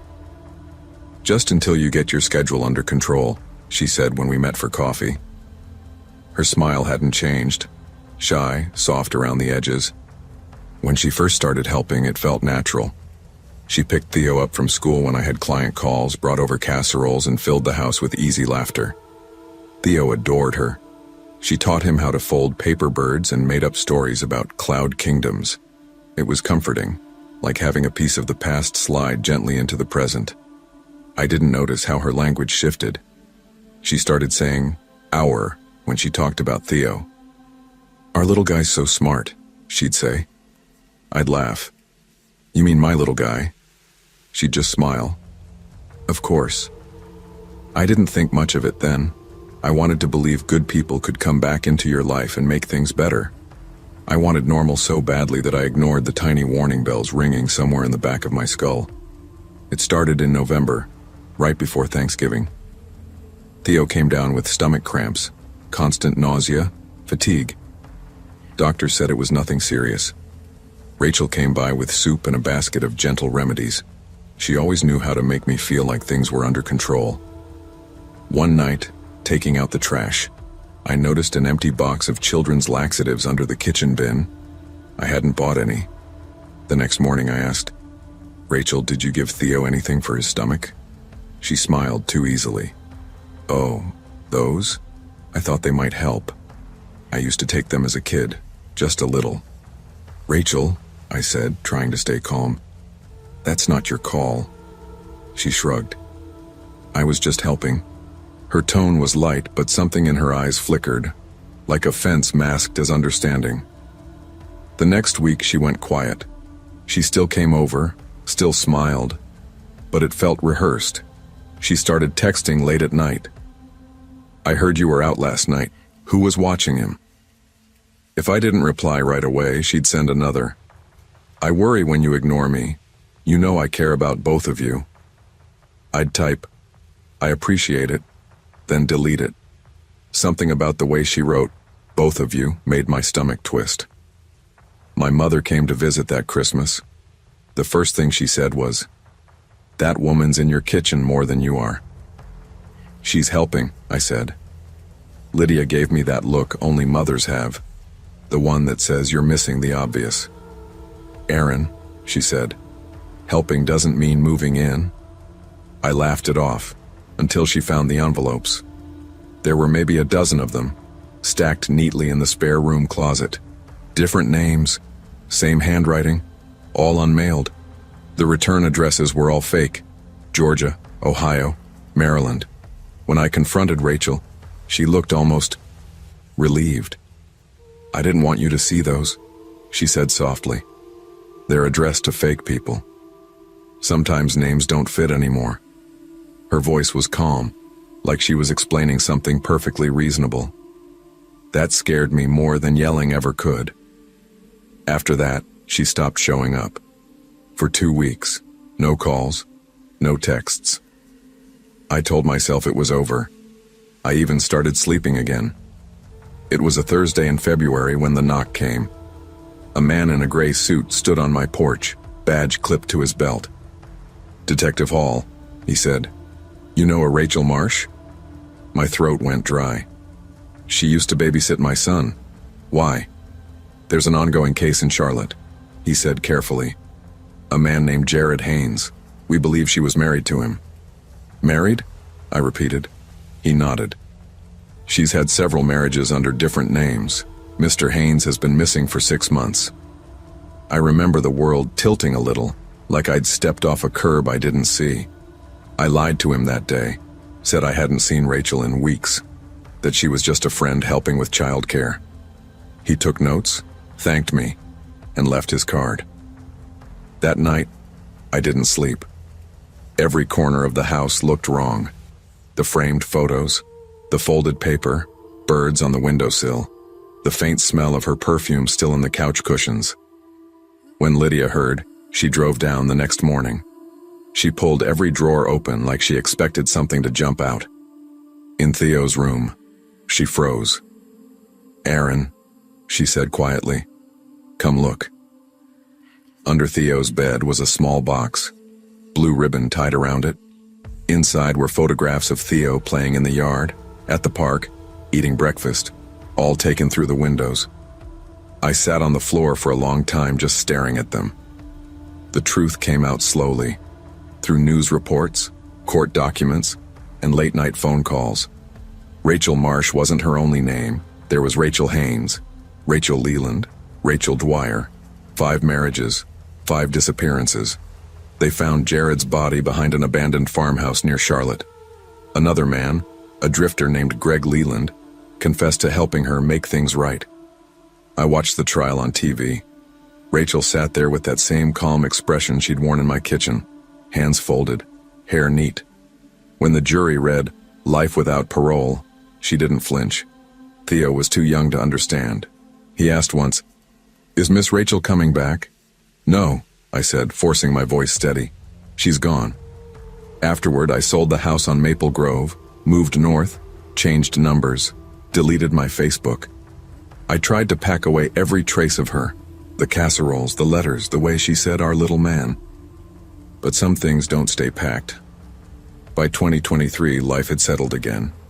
Theo was 11, obsessed with baseball and comic books. We were okay. Mostly. Then, one day, a letter arrived. No return address. Inside was a paper bird, folded perfectly, creased in familiar hands. More came every few months. Always the same. Neat handwriting. No message. Lydia said, "She can't send those. She's in prison." "I know," I said. But I never threw them out right away. Sometimes I'd catch Theo humming softly while he drew. When I asked what tune it was, he'd shrug. Something Rachel used to sing. The first time I heard it, I froze. It was the same melody I'd once heard her humming in the hallway at 3 in the morning. There are nights I wake up and swear I hear it again. Faint, steady, somewhere down the hall. I tell myself it's nothing.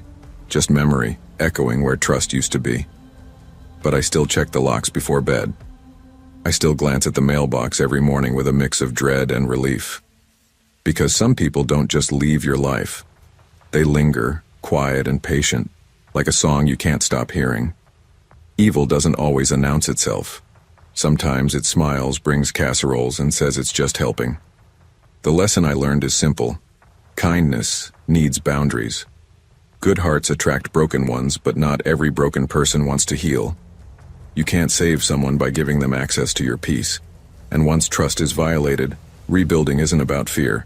It's about learning the difference between generosity and surrender. Because monsters rarely break down the door. Most of the time, you hand them the key. When my family moved into Riverside Towers, I was 8, and the smell of fresh paint mixed with the dampness of the Charles River clung to every corner of the building. My mother, Laura, worked 2 jobs to make ends meet after my dad lost his job at the shipping company, and my older brother Ben called our new apartment the shoebox. He was 12 and always sarcastic, but even he had to admit the balcony had a view worth noting, narrow, overlooking the river, where thunderstorms rolled in like dark velvet curtains. The summer nights were sticky, restless. Fans hummed against the walls, pipes clanged with water pressure, and every little sound seemed amplified. One night I woke up thirsty and crept down the hallway toward the kitchen. I froze when I saw it. Through the sliding balcony door, a dark figure stood motionless. I couldn't make out any features. It wasn't looking at me, but it was there, waiting. "Ben?" I whispered. No answer. My brother was dead asleep. The moment I flicked on the hall light, the figure vanished. All that remained was a faint smear on the glass, like a handprint pressed and left behind. My pulse raced. I told myself it was the streetlights, a trick of reflection, a kid's imagination. For weeks I tried to dismiss it, but then came the tapping, soft, irregular, almost like someone testing the balcony door. Ben called it pigeons. Mom said old buildings make noises, yet every time I checked, the lock felt colder, tested. By August, little things shifted. Cereal boxes would move from the shelf. The remote disappeared. Chairs were turned toward the balcony. Laura, exhausted from work, blamed herself. Ben blamed me. But I started marking the door handle with tape each night, a makeshift check. In the morning, the tape was sometimes loose, peeled away. By the time school started, I didn't mention it anymore. Life at home was already strained, unpaid bills, fights about money, and Mom crying over the weight of it all. Adding a mysterious figure on the balcony seemed small compared to the realities pressing on us, but I couldn't shake the feeling that someone had been there, watching, lingering just outside the glass. Over the next few years, Riverside Towers became a backdrop for ordinary life. Homework, summer trips, birthday parties. But the strange occurrences never fully stopped. I would sometimes wake to doors I knew I'd locked slightly ajar or chairs shifted toward the balcony. I convinced myself I was imagining it. Sleep deprivation, stress, the chaos of a young family. Surely that was it. Ben left for the Navy when I was 15. Mom remarried a few years later, and in 2014 we finally moved to a duplex in Portsmouth, New Hampshire. The new house had sunlight, a backyard, quiet neighbors. For a while I thought I'd left the past behind. Then in 2019, while clearing the attic, I found a moving box labeled Somerville. Inside were family photos, a cracked snow globe, and the metal handle from the sliding balcony door at Riverside Towers wrapped in an old rag. I called Mom immediately. "They replaced the door before we left," she said, face pale. "The super said it was damaged." "So why keep the handle?" I asked. "I didn't," she whispered. That response chilled me more than any shadow on a balcony ever had. That night, a draft filled the upstairs hall. The attic hatch trembled slightly. I grabbed my flashlight and climbed up. The box was open. The handle lay on the floorboards. I told myself it was fatigue, stress, rational explanations. Yet a knot in my stomach wouldn't let go. A month later, Ben came home on leave. Over beers in the kitchen, I finally told him everything. "You remember the tower?" I asked. "Barely. Why?" he replied, amused. "That balcony, someone used to stand there." "You sure it wasn't me messing with you?" He laughed. "You were asleep, Ben?" His grin faltered when I mentioned the handle. "That's weird," he admitted. "The maintenance guy back then said someone kept breaking into storage lockers. Thought it was a tenant living inside the walls. A kid saw someone on the balcony once, same floor as ours." The weight of what he said pressed on me. I hadn't imagined it. It wasn't just a trick of the light. Something had been there. Later that week, after Ben left, I heard footsteps above the ceiling. The attic again. Measured, unhurried. I called up thinking raccoons. Silence. Then 3 slow, deliberate taps from the floorboards. My heart raced. I stayed still for hours, listening. By dawn, nothing. But the next morning, the attic hatch hung open slightly. On the kitchen table lay the broken handle, upright, balanced on its edge. I considered leaving it, but I didn't. I couldn't. I moved out a month later, leaving the box behind. Mom sold the duplex shortly after, insisting the place felt crowded.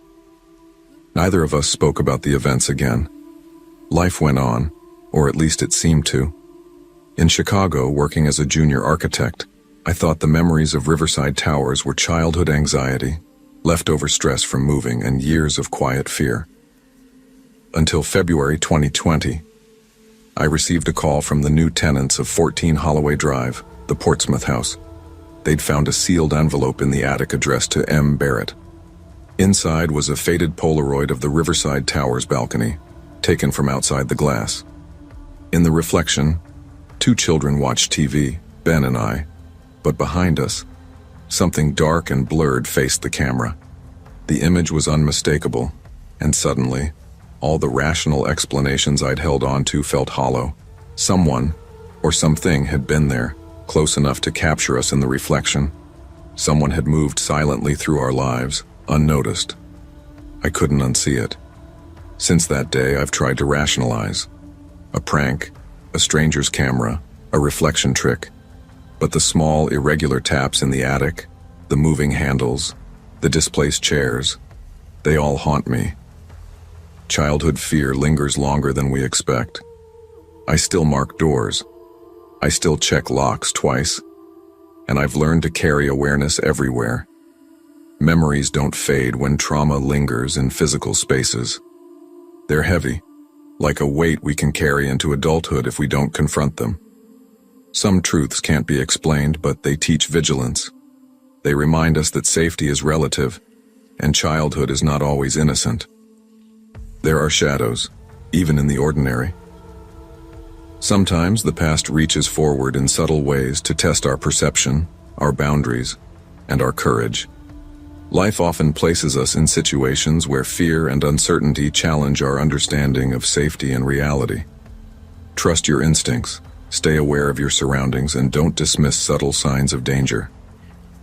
Childhood experiences, even seemingly minor ones, can shape perception and intuition, tools we carry throughout life. Awareness and careful observation are as important as courage, for they protect us from harm that isn't always obvious. College had a way of teaching you 2 things at once: how to survive on nothing, and how to convince yourself that surviving on nothing was fun. I learned both of these lessons the summer I moved into the old Victorian on Elmwood Lane with Lila Hart and Miles Donovan. The house had character, though character in real estate terms really meant peeling paint, warped floors, and a backyard that smelled like wet leaves and dirt. Cheap rent outweighed aesthetics for us, and in our tired, overworked, slightly hungover way, we convinced ourselves it was perfect. I remember the first night vividly. Boxes were everywhere. Lila insisted on lighting a few candles despite the breeze coming through the crooked windows. Miles was arguing with the landlord over the Wi-Fi, and I was mostly trying to figure out where my bed was going to fit without blocking the radiator. That's when we noticed the door. It was at the far end of the hallway, thick, iron-bolted, almost flush with the wall. Nothing like the rest of the wooden doors in the house. I had asked the landlord about it. "Storage," he said flatly. "Never open it." It wasn't threatening exactly, but his tone left no room for curiosity. Lila frowned at it. "Why wouldn't we be able to open it?" "Old stuff," he shrugged. "Don't touch it, trust me." And just like that, the iron door became a kind of ghost in the back of our minds, present, immovable, impossible to ignore. For the first week, life in the house was mostly ordinary. There were small things, whispering echoes that seemed too soft to be wind, the faint smell of damp soil upstairs, chairs ever so slightly moved from their usual positions. Each time one of us noticed, The others laughed it off. Old houses make noises, right? Still, the feeling lingered. Elmwood Lane was quiet, too quiet sometimes, and there was a weight to the house, a presence that made corners seem darker than they had any right to be. But we were young and broke, and cheap rent has a way of quieting your skepticism. It was during a violent summer storm that everything changed. The kind of storm that rattles windows and presses the smell of wet asphalt into your lungs.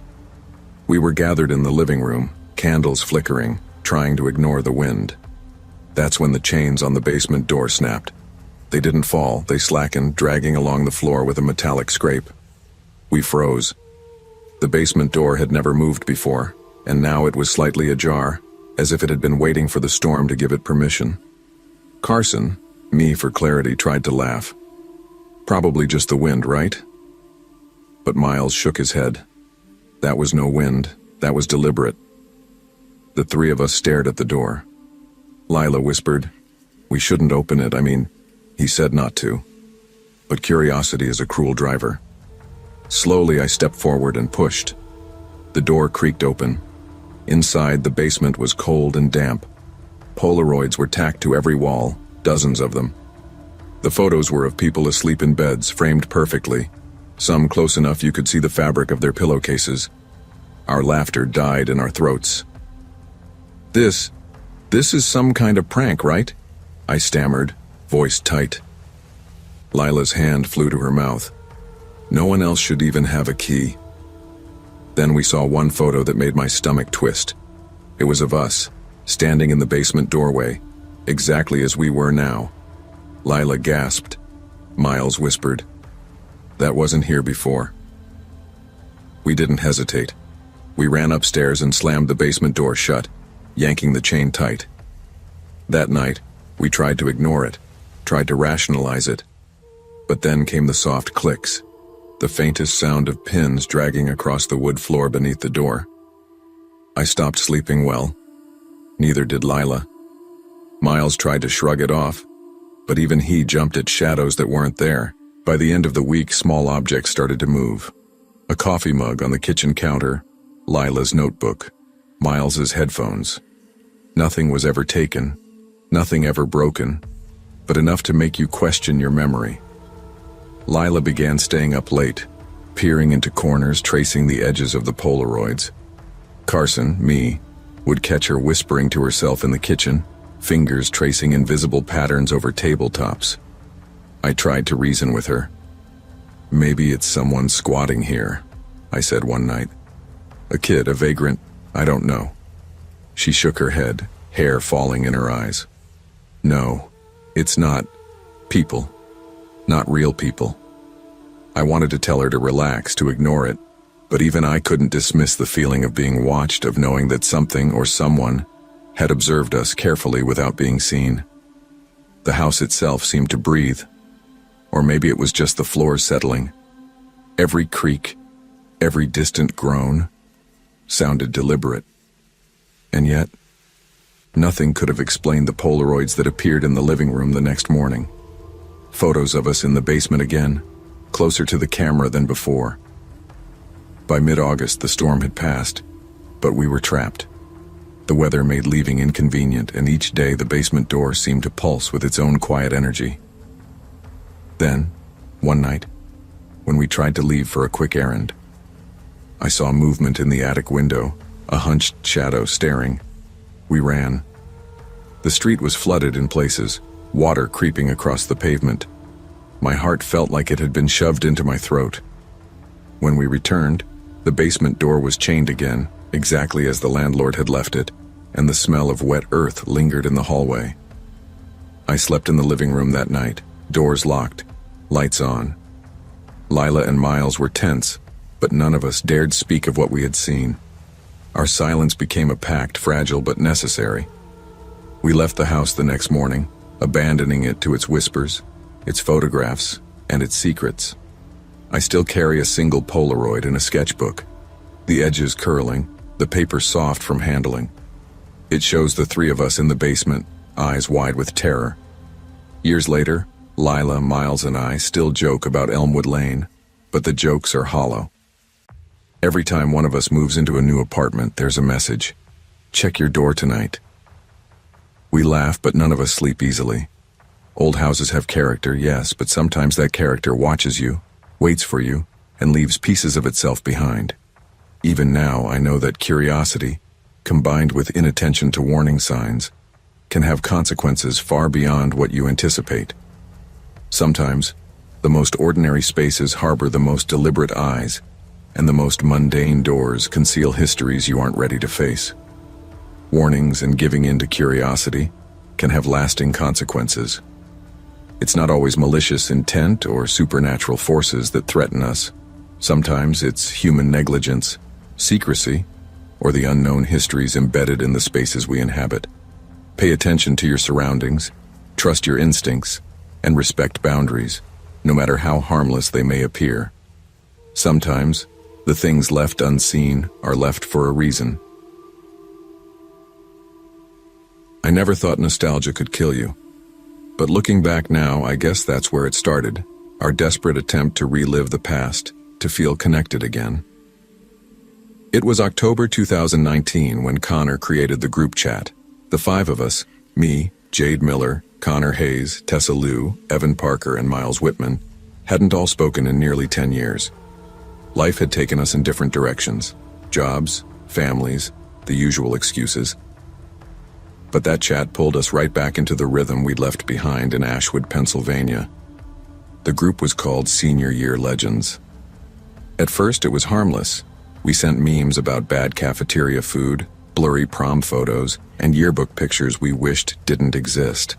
The kind of banter that feels warm in the moment but hollow once you put your phone down. Then, late one night, a new notification appeared. Mara Whitfield joined the chat. I remember freezing. My thumb hovered over the screen, heart pounding. There was no way. Mara had died the spring of our senior year, April 2010, single car crash on County Road 14. We'd all gone to her funeral. Hey everyone, missed you all. The message sat there, glowing on the dark screen. Miles thought it was a prank. Very funny. Who's screwing around? No one replied. Evan sent, Connor, you add someone? Not me, Connor wrote. Swear to God. Then Mara sent a photo. It was the old Ashwood High gym, empty, lit only by the glow of the scoreboard. None of us remembered taking it. The date stamp read, March 12th, 2010, the day before the senior pep rally. I tried to shake it off. Maybe someone had hacked one of our old accounts. Maybe this was dark humor. But when she posted a picture of us standing by our lockers, one that didn't exist in any of our collections, I felt my stomach turn. That night, I dreamt of the crash site, the twisted guardrail, the sound of glass shattering, and a voice whispering my name from behind the fog. When I woke up, my phone was buzzing. A new message. Reunion soon.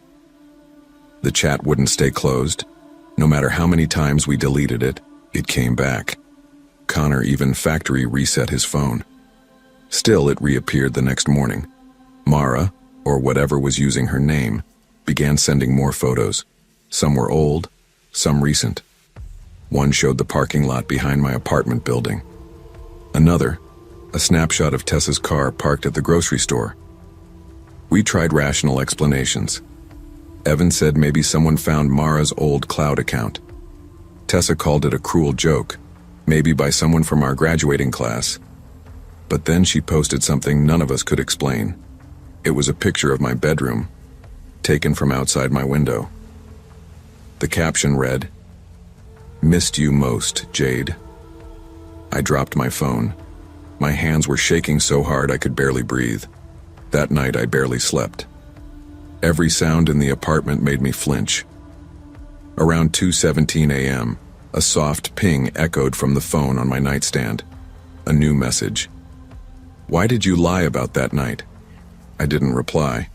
I didn't even want to touch the screen. The next morning I texted the group. We need to meet, face to face. We chose Connor's place, a neutral ground. Saturday afternoon. Sunlight, people around, safety in numbers. When we got there, Connor already had the chat open on his laptop. The screen flickered, glitching, as if the messages were being typed in real time. "You shouldn't have left me." "You laughed when I cried." "Reunion soon." Evan slammed the laptop shut. "This is messed up." But when he did, the TV in the corner turned on by itself, static, then the faint sound of a girl laughing. Tessa bolted for the door. Miles stayed behind, staring at the screen. "It's her," he said quietly. "It's really her." I wish I could say we all left together. But we didn't. That night, Miles messaged privately. "I'm going to find out what she wants." I begged him not to. He didn't reply. The envelope arrived 3 days later. No return address. Just my name, handwritten in looping cursive. Inside was a photograph of the County Road 14 crash site, Mara's accident scene. The car long gone, the guardrail still bent. A faint shadow stretched across the asphalt, shaped like a person standing just out of frame. At the bottom, someone had written, "Meet me where it all ended. Midnight. Alone." I knew immediately that Miles would go. Reckless, impulsive Miles, who'd always treated danger like a dare. We tried to stop him. Texts, calls, voicemails. Nothing. At 12:07 a.m., Connor texted the group. "He's not answering." The next morning, Miles was gone. His phone, his car, everything. The police said he must have left town. But we knew better. Because the following night, a new photo appeared in the chat. It showed the crash site again, same angle, same shadows. But this time, there was someone else standing in it. Miles. His face pale, eyes hollow. The caption, "Reunion has begun." After Miles vanished, the rest of us barely spoke. We didn't know what to believe anymore. I kept telling myself it couldn't be real, that it was all some elaborate scam. But then I remembered the night of the crash, the things we'd never told anyone. Back in 2010, we'd been drinking at the old quarry. Mara had wanted a ride home, but we were too busy laughing, too selfish to care. Connor tossed her keys to her, saying, "You're fine, it's just 5 minutes away." She wasn't fine. When the cops found her, she'd hit the guardrail head on. We told ourselves she'd left alone. But in truth, we let her. Now it felt like she remembered. The messages turned personal. Accusations, memories we'd buried. "You said you'd watch out for me. You promised. Reunion soon." One night Tessa called, sobbing. "She's in my dreams, Jade. Standing by my bed, just staring." The next day her apartment burned down. Electrical fire, the report said.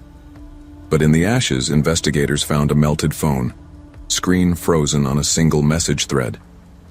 Reunion complete. By March 2020, only 3 of us were left. Me, Connor, and Evan. Connor had stopped sleeping. Evan kept a bat by his bed. I deleted every app I could think of, switched numbers, even moved apartments. But it didn't matter. The night before the pandemic lockdowns began, I received one last envelope. Inside was a single Polaroid, our senior year group photo. But this time, 6 people stood in it. Mara was smiling, standing right beside me. Below it, written in red ink, "All together again." That night my phone buzzed, one final notification. Reunion soon. But this time, it didn't come from the chat. It came from my own number. I stared at the screen until it went dark, the reflection of my face staring back, except for the faint outline of someone standing just behind me. And for the first time in 10 years, I whispered the truth aloud. "I'm sorry, Mara." The light flickered. The phone buzzed once more. I know. The past never stays buried, especially when it's built on guilt and silence. The story of Mara Whitfield isn't just about ghosts, it's about accountability. When we choose to ignore the consequences of our actions, we create our own hauntings. The real horror isn't the supernatural. It's the weight of what we leave undone, the apologies we never say until it's too late. You can't outrun the truth. The things we try to forget are often the ones that remember us the most. Moving into a new house should have been exciting, but I remember that first night feeling more exhausted than anything else. Cedar Ridge was quiet, almost too quiet. The small two-bedroom house had a fenced yard, a cozy kitchen, and a living area bathed in soft afternoon light when I arrived. It smelled faintly of pine cleaner and old carpet, but to me, it smelled like freedom. Finally, a place of my own. A place where I could recover from the accident that had left me in a wheelchair. I wheeled around the house slowly, touching walls, testing doorways, imagining the life I wanted to rebuild. I valued calm, safety, and routine more than ever. But I also knew I would be lonely. My best friend Sarah had been insistent that I let her and her boyfriend Jordan stay for a little while. At first, I hesitated. I needed solitude, but they promised it would be temporary, respectful, and controlled. "I promise, Clara," Sarah had said that first afternoon. "We'll follow your rules. No big pets, no extra noise. We'll pitch in." It sounded reasonable. I signed the agreement in my mind and welcomed them in. For the first few days, it worked. Sarah helped with small chores. Jordan quietly read in the corner, barely touching anything. Peace. Finally. Then the pit bull arrived. Sarah had insisted, waving her phone like it was evidence of its adorableness. "Look at him, Clara, just a puppy. He won't be a problem." I shook my head. "Sarah, he's big already. He knocked over my chair today. And what happens when he lunges at me or someone else?" "Relax, it's a puppy. It's just learning," she said, clearly frustrated. Jordan shrugged from the couch. It wasn't just the dog. Dishes piled up, trash overflowed, and my carefully planned routines disappeared into chaos. I tried to speak up, calmly at first. "Please, you can't leave it like this. I can't live in this mess." Sarah waved me off. "It's your house, but we're staying here too." I bit back a retort, tried to breathe, tried to remind myself this was temporary. But the tension started to simmer, a quiet hum behind every movement in the house. The chaos escalated faster than I expected. The dog grew more aggressive, teeth flashing when I tried to wheel past him. Sarah ignored my concerns, and Jordan never stepped in. Their presence, once a promise of companionship, became a source of dread. One afternoon, Sarah's mother, Elaine, appeared without warning. I had never met her before. She claimed she was there to help, but spoke in clipped, judgmental tones. "You need to keep this place cleaner," she barked. "It's not sanitary." I swallowed my frustration. "I've been managing, thank you. I just have a routine." Elaine's eyes narrowed. "Your routine doesn't include real responsibility." I tried to ignore her, but small incidents piled up. Dishes left for days, furniture scratched by the dog, garbage strewn across the yard.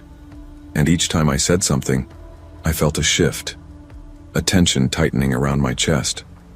It culminated one afternoon when I finally confronted them. "This isn't working," I said, gripping my chair tightly. "The dog, the mess, the disruption. None of this respects me or my home." Elaine lunged suddenly. My chair tipped backward. I hit the floor hard, pain radiating up my back and arm. Jordan tried to stop her, hesitated, then froze. Sarah just stood, panic flashing in her eyes but didn't move.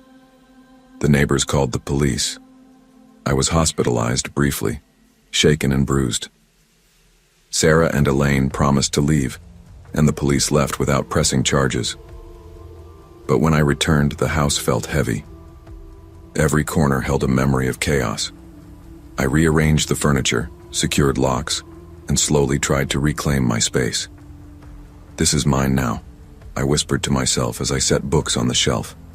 But even then, at night, I would hear the faint echo of paws, shadows that didn't belong, reminders of the upheaval. Weeks turned into months, and though Sarah, Jordan, and Elaine were gone, their presence lingered in ways I couldn't touch.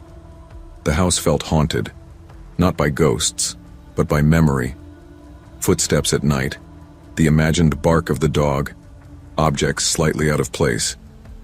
My body tensed whenever the wind rattled windows. I started keeping journals, documenting routines, movements, and anything unusual. It helped. I began to regain a sense of safety through structure. Even small victories, like cooking a meal without fear or wheeling into the yard without anxiety, felt monumental. But the trauma had left its mark. I noticed how careful I became with people, how I questioned motives even among friends. Trust, once given freely, now came at a high price. Every phone call, every visitor, every minor inconvenience triggered caution. Sarah called once, months later, apologizing for the chaos, for her mother, for the dog. I listened quietly, nodding even when I didn't believe her. I couldn't allow her back into my life, not even a fragment. The house, once a sanctuary, had taught me a lesson in vigilance. Even when your walls feel safe, the threat of invasion, emotional or physical, can come from those who claim to love you. By 2016, I had begun to reclaim myself fully. New locks, a tidy home, quiet routines. I invited no one in without considering boundaries first. I leaned into my work, editing manuscripts, creating quiet spaces in my day. But old fears lingered. I would sometimes pause mid-activity, imagining the pit bull charging, or Elaine's sneer, Sarah's panicked eyes. I knew logically they were gone, but my body responded as if they were still present. I met people slowly, cautiously. I made small friendships, tested boundaries, and only allowed people in when I felt fully in control. It wasn't just about physical safety anymore. It was about emotional survival. And slowly, I realized I was stronger. The accident had taken mobility, but the ordeal had strengthened my resilience. Every night I survived alone. Every time I reclaimed my space, every locked door was a testament to my autonomy. By November 2017, I decided to leave Cedar Ridge entirely. Selling the house was bittersweet. It held my memories, my pain, and my victories. But it also held the echoes of chaos I could never fully erase. The new apartment in Lexington was smaller, quieter, safer. I furnished it carefully, kept routines simple, and allowed my pets to explore without fear. Nights were still filled with minor flinches, a wind-rattled window, a faint imagined giggle, but I no longer froze. I had learned to respond, to survive, to reclaim control. I realized that survival sometimes meant leaving people who claimed to care, but brought danger instead. Sometimes it meant walking away from what you thought was home to find a real sanctuary. I journaled less frequently, but with every page I reminded myself, boundaries are essential, trust must be earned, and freedom is worth the cost of solitude. True strength comes not from enduring chaos silently, but from recognizing when a situation threatens your well-being, setting firm boundaries, and having the courage to reclaim your life, even if it means walking away from those you once loved.